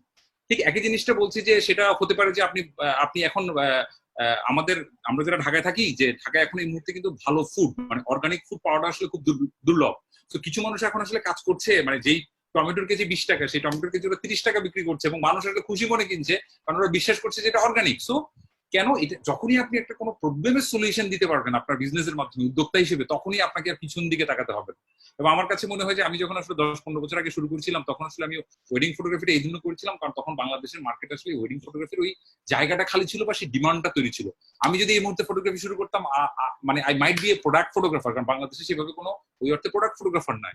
So আমরা যারা যারা আসলে উদ্যোক্তা হিসেবে কাজ করতে চাই, একটু করে মার্কেটটা স্টাডি করা যে কুমিল্লাতে আমার কি নাই, যে জিনিসটা আছে ধরেন দরকার নাই, তো যে কারণে কিন্তু আসলে দেখেন এত এত মাতৃভান্ডারের পরে কিন্তু ওই একটা মাতৃভান্ডারই টিকে আছে, কারণ আজ আমার বাসার সামনে কিন্তু মাতৃভান্ডার, মানে আজ পর্যন্ত আরেকটা মিষ্টির দোকান কিন্তু এটা স্টাবলিশ করতে পারলো না যে কেন আসলে মাতৃভান্ডার না কিনে ওর মিষ্টিটা কেনা উচিত। যেই কারণে ওরা করছে কি, নিউ মাতৃভান্ডার, অরিজিনাল মাতৃভান্ডার, মাত্র লাইসেন্স পাওয়া মাতৃভান্ডার, দুনিয়ার হাজার হাজার মাতৃভান্ডার। হ্যাঁ, যেমন এখন একটা ভাইরাসের কারণে এটা অফ, আমরা প্রতিদিন দেখি এটার বাইরে শত শত মানুষ প্রতিদিন। তো প্রোডাক্টটা ইউনিক হবে, মানে আপনি যখন এমন কোন একটা প্রোডাক্ট দিতে পারেন কিনা যে প্রোডাক্টটা আসলে ইউনিক এবং এই মার্কেটটা নতুন বা এটার প্রয়োজনও আছে। হয় কি অনেক সময় আপনার হয়তো প্রোডাক্ট ভালো, ধরেন আপনি শাড়ি বিক্রি করছেন বা আপনার একটা পটারি শপ আছে, কিন্তু এটা আসলে ডিমান্ড নাই, এটা আসলে মার্কেটের প্রয়োজনটা আছে কিনা সেই জিনিসটাও কিন্তু বুঝতে হবে। মানে আমি বলছি যে আমাদের আবেগ ইমোশনের সাথে সাথে আরেকটু স্মার্টলি অ্যাক্ট করতে হবে, একটু রিসার্চ করতে হবে। হ্যাঁ, যে যেমন ধরেন আপনি খুব সহজ, আপনি বলছেন যে আমি উদ্যোক্তা হতে চাই কিন্তু আমি এখন শিওর না, তাহলে ডু আ রিসার্চ। আপনি ধরেন একটা অডিয়েন্স ঠিক করলেন যে এই 25 বছর থেকে 40 বছর, ওদেরকে একটা জরিপ করলেন যে আপনাদের কি নাই বলে মনে হয় কুমিল্লাতে। আপনি ওই রিসার্চ থেকে এমন একটা তথ্য পেয়ে গেলেন, দেন ইউ ক্যান স্টার্ট, বুঝছেন? So you should start with unique idea. Thanks ভাইয়া। আর থ্যাংক ইউ। মানে শাড়ি বা জুয়েলারি যদি আনি তাহলে সেটা কিভাবে মানে যেন সবার দৃষ্টি আকর্ষণ করে, মানে প্রত্যেকটা মানুষ যেন দেখেই বলতে পারে যে না আমি প্রোডাক্টটা নিব। এইটার উত্তর আপনাকে দিতে হবে। আপনি যতক্ষণ পর্যন্ত কনফিডেন্ট না আমার প্রোডাক্ট নিয়ে, যে আমার এই প্রোডাক্ট আপনি এই জন্য নিবেন কারণ এই প্রোডাক্টে যা পাবেন সেটা ডিজাইন বলেন, সেটা ইউনিক বলেন, সেটা ফেব্রিক বলেন, প্রোডাক্ট বলেন, সেটা অন্য কোথাও নাই, এই জিনিসটাকে আপনাকে কনফিডেন্ট হতে হবে। আপনি যতক্ষণ না পর্যন্ত নিজে কনফিডেন্ট হবে ততক্ষণ পর্যন্ত আপনার কনফিডেন্সটা আসলে গ্রো করবে না। কারণ আপনি মনে প্রাণে বিশ্বাস করি আপনার নিজে আগে আসলে কনফিডেন্ট হতে হবে আমার এই প্রোডাক্টের কি আছে, এবং সেটাই আপনাকে রিসার্চ করতে হবে। কেউ যদি এসে বলে দেয় যে হ্যাঁ আপনার এখন এইটা করা উচিত, ডোন্ট লিসেন টু হিম। মানে এটা অন্য কেউ বলে দেওয়ার বিষয় না, এটা আপনাকে আসলে রিসার্চটা করে আপনার মন থেকে আসলে আসতে হবে যে হ্যাঁ আমি এই জিনিসটা করছি, তখনই আসলে আপনি সাকসেসফুল হবেন। এক্স্যাক্টলি। তো আমরা এখন অর্পিতার কথা শুনবো। অর্পিতা আছো? ভাইয়া, আমরা যে অর্পিতার কথা বলছি, অর্পিতা হচ্ছে ব্লগার। সো ও ট্রাই করছে ওর কাজগুলো নিয়ে। ও একজন ব্লগার। আচ্ছা, ওকে ওকে ওকে। আচ্ছা, সো অর্পিতা কি আছো?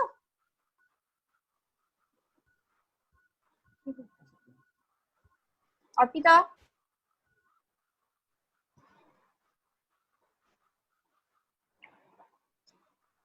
আমি অর্পিতাকে দেখতে পাচ্ছি না। অর্পিতা, হ্যাঁ কথা শুনতে পাচ্ছ? হ্যাঁ তুমি এখন ঠিক আছে? তোমার ওখান থেকে আনমিউট করো। আচ্ছা,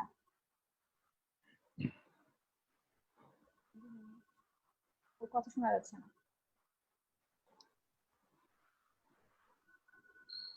হ্যাঁ এখন আসছে। অর্পিতা তুমি শুনতে পাচ্ছ?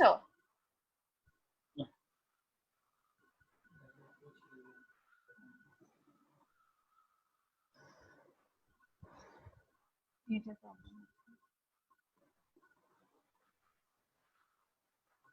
একজন মিউট থেকে আনমিউট হতে একটু টাইম নেয়, সো আমরা একটু ওয়েট করি।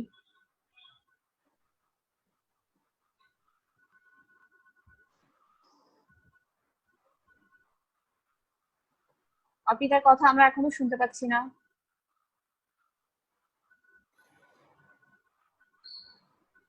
হ্যাঁ অর্পিতা,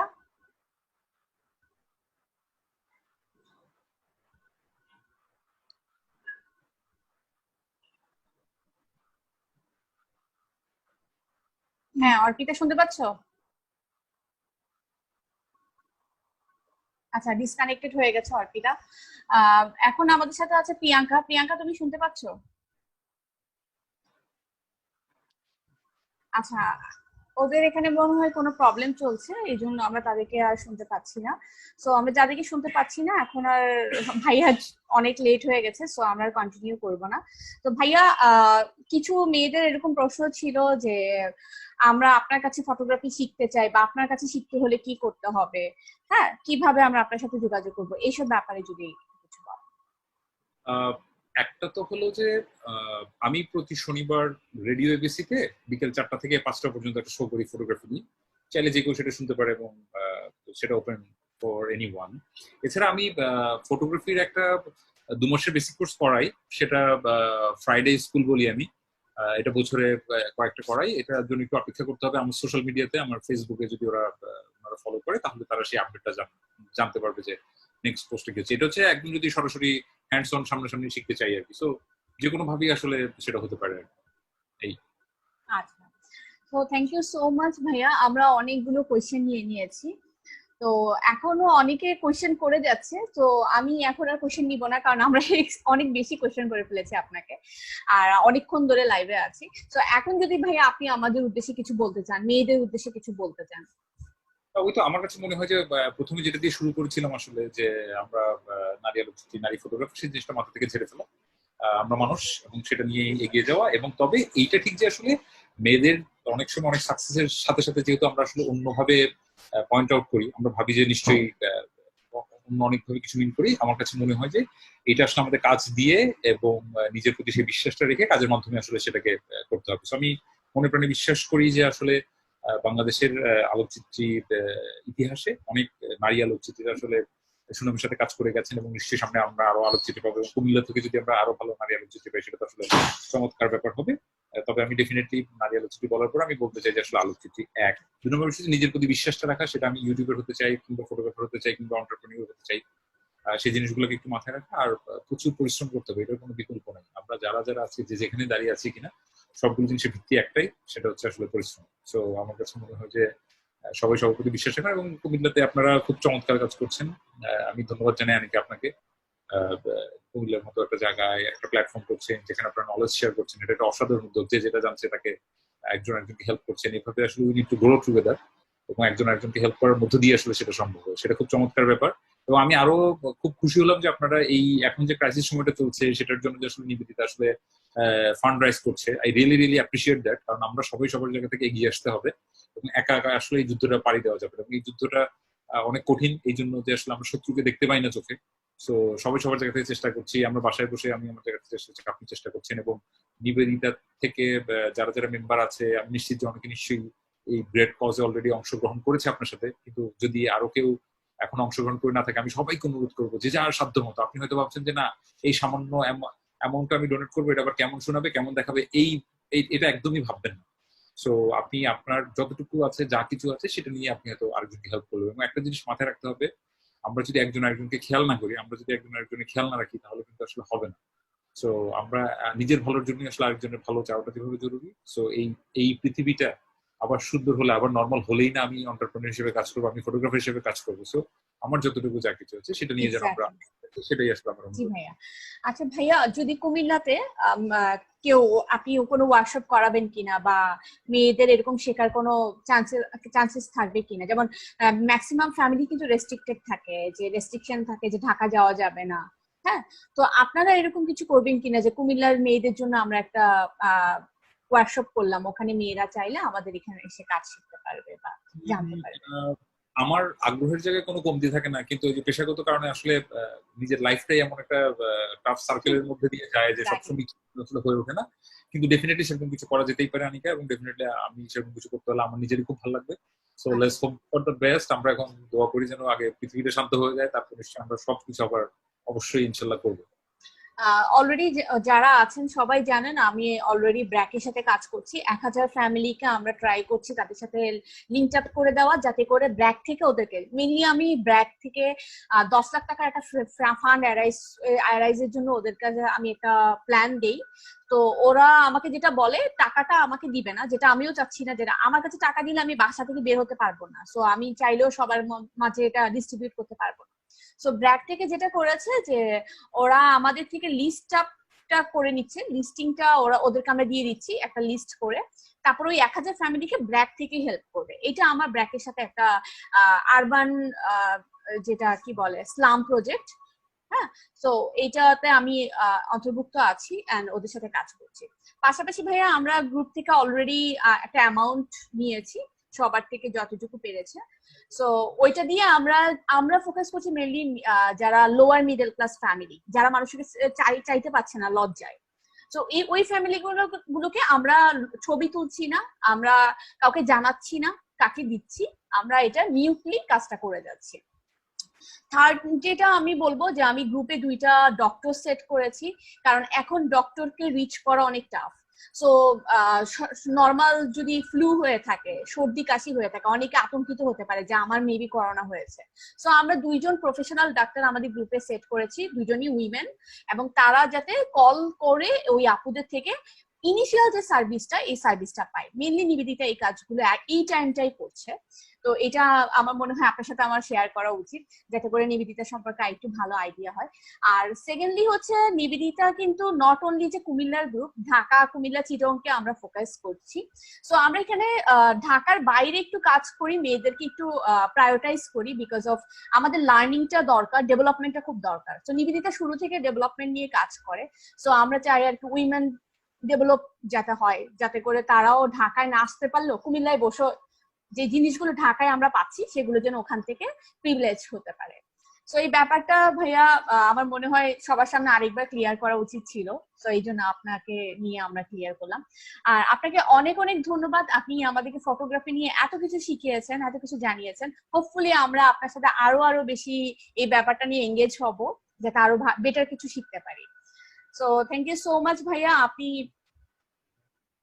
আর ভাইয়া আপনার যে কিছু বলার থাকলে আপনি আমাকে নিয়ে বা আমাদের সবাই সবাই ভালো থাকেন, এবং হচ্ছে যে সবাই আমার জন্য দোয়া করেন। আমার অত্যন্ত সীমিত জ্ঞান নিয়ে আমি চেষ্টা করেছি আপনাদের সাথে নলেজটা শেয়ার করার জন্য, এবং আমার প্রতি যদি আপনাদের কোনো পরামর্শ থেকে থাকে অবশ্যই সেটা জানাবেন। এবং আমি খুব খুশি হই যদি কেউ আমাকে আসলে আমার কোনো পরামর্শ থাকে বা কোনো ভুলটা আসলে ধরিয়ে দেয়, কারণ ভালো বলার লোক পাই, খারাপ বলার লোক পাই, কিন্তু গঠনমূলক লোক আসলে পাই। তো সেটা খুব ভালো হবে, এবং সেই গঠনমূলক সমালোচনাটা শোনার অপেক্ষায় থাকলাম। আর নিশ্চয়ই আপনাদের সাথে যোগাযোগ থাকবে, এবং আমি বিশ্বাস করি যে আপনারা প্রত্যেকেই আসলে প্রত্যেকের জায়গা থেকে ভূমিকা রাখতে পারেন এই একটা সুন্দর পৃথিবীর জন্য, এবং নিজের জায়গার আশেপাশে সবকিছু থেকে শুরু করে আসলে একটা সুন্দর আরো বড় কিছু করার জন্য। সো নিশ্চয়ই আপনাদের সাথে আবারও দেখা হবে একসময়, নিশ্চয়ই আপনাদের সাথে সামনাসামনি আড্ডা দেওয়ার সুযোগ হবে। সবাই ভালো থাকবেন। আনিকা, আপনাকে অনেক ধন্যবাদ, নিবেদিতা গ্রুপকে অনেক ধন্যবাদ। ধন্যবাদ ভাইয়া আপনাকেও, এত কষ্ট করে আমাদেরকে টাইম দেওয়ার জন্য। আর অনেক অনেক আপুরা আজকে জয়েন করেছে লাইভে, ঢাকা, চট্টগ্রাম, কুমিল্লা, যা আমি দেখলাম। তো সবাই আপনাকে বারবার বলছে হাই ভাইয়া, তো সবার হাইটা আমি পৌঁছে দিলাম ভাইয়ার কাছে। আর সবাইকে অনেক অনেক ধন্যবাদ কষ্ট করে কমেন্ট করার জন্য। ইনশাল্লাহ ভাইয়া আপনাকে নিয়ে আমরা ইন ফিউচার আরো একটা লাইভ সেশনে কথা বলবো। ঠিক আছে, ধন্যবাদ ভাইয়া, ভালো থাকবেন, সুস্থ থাকবেন, আর সেফ থাকবেন। Thank you.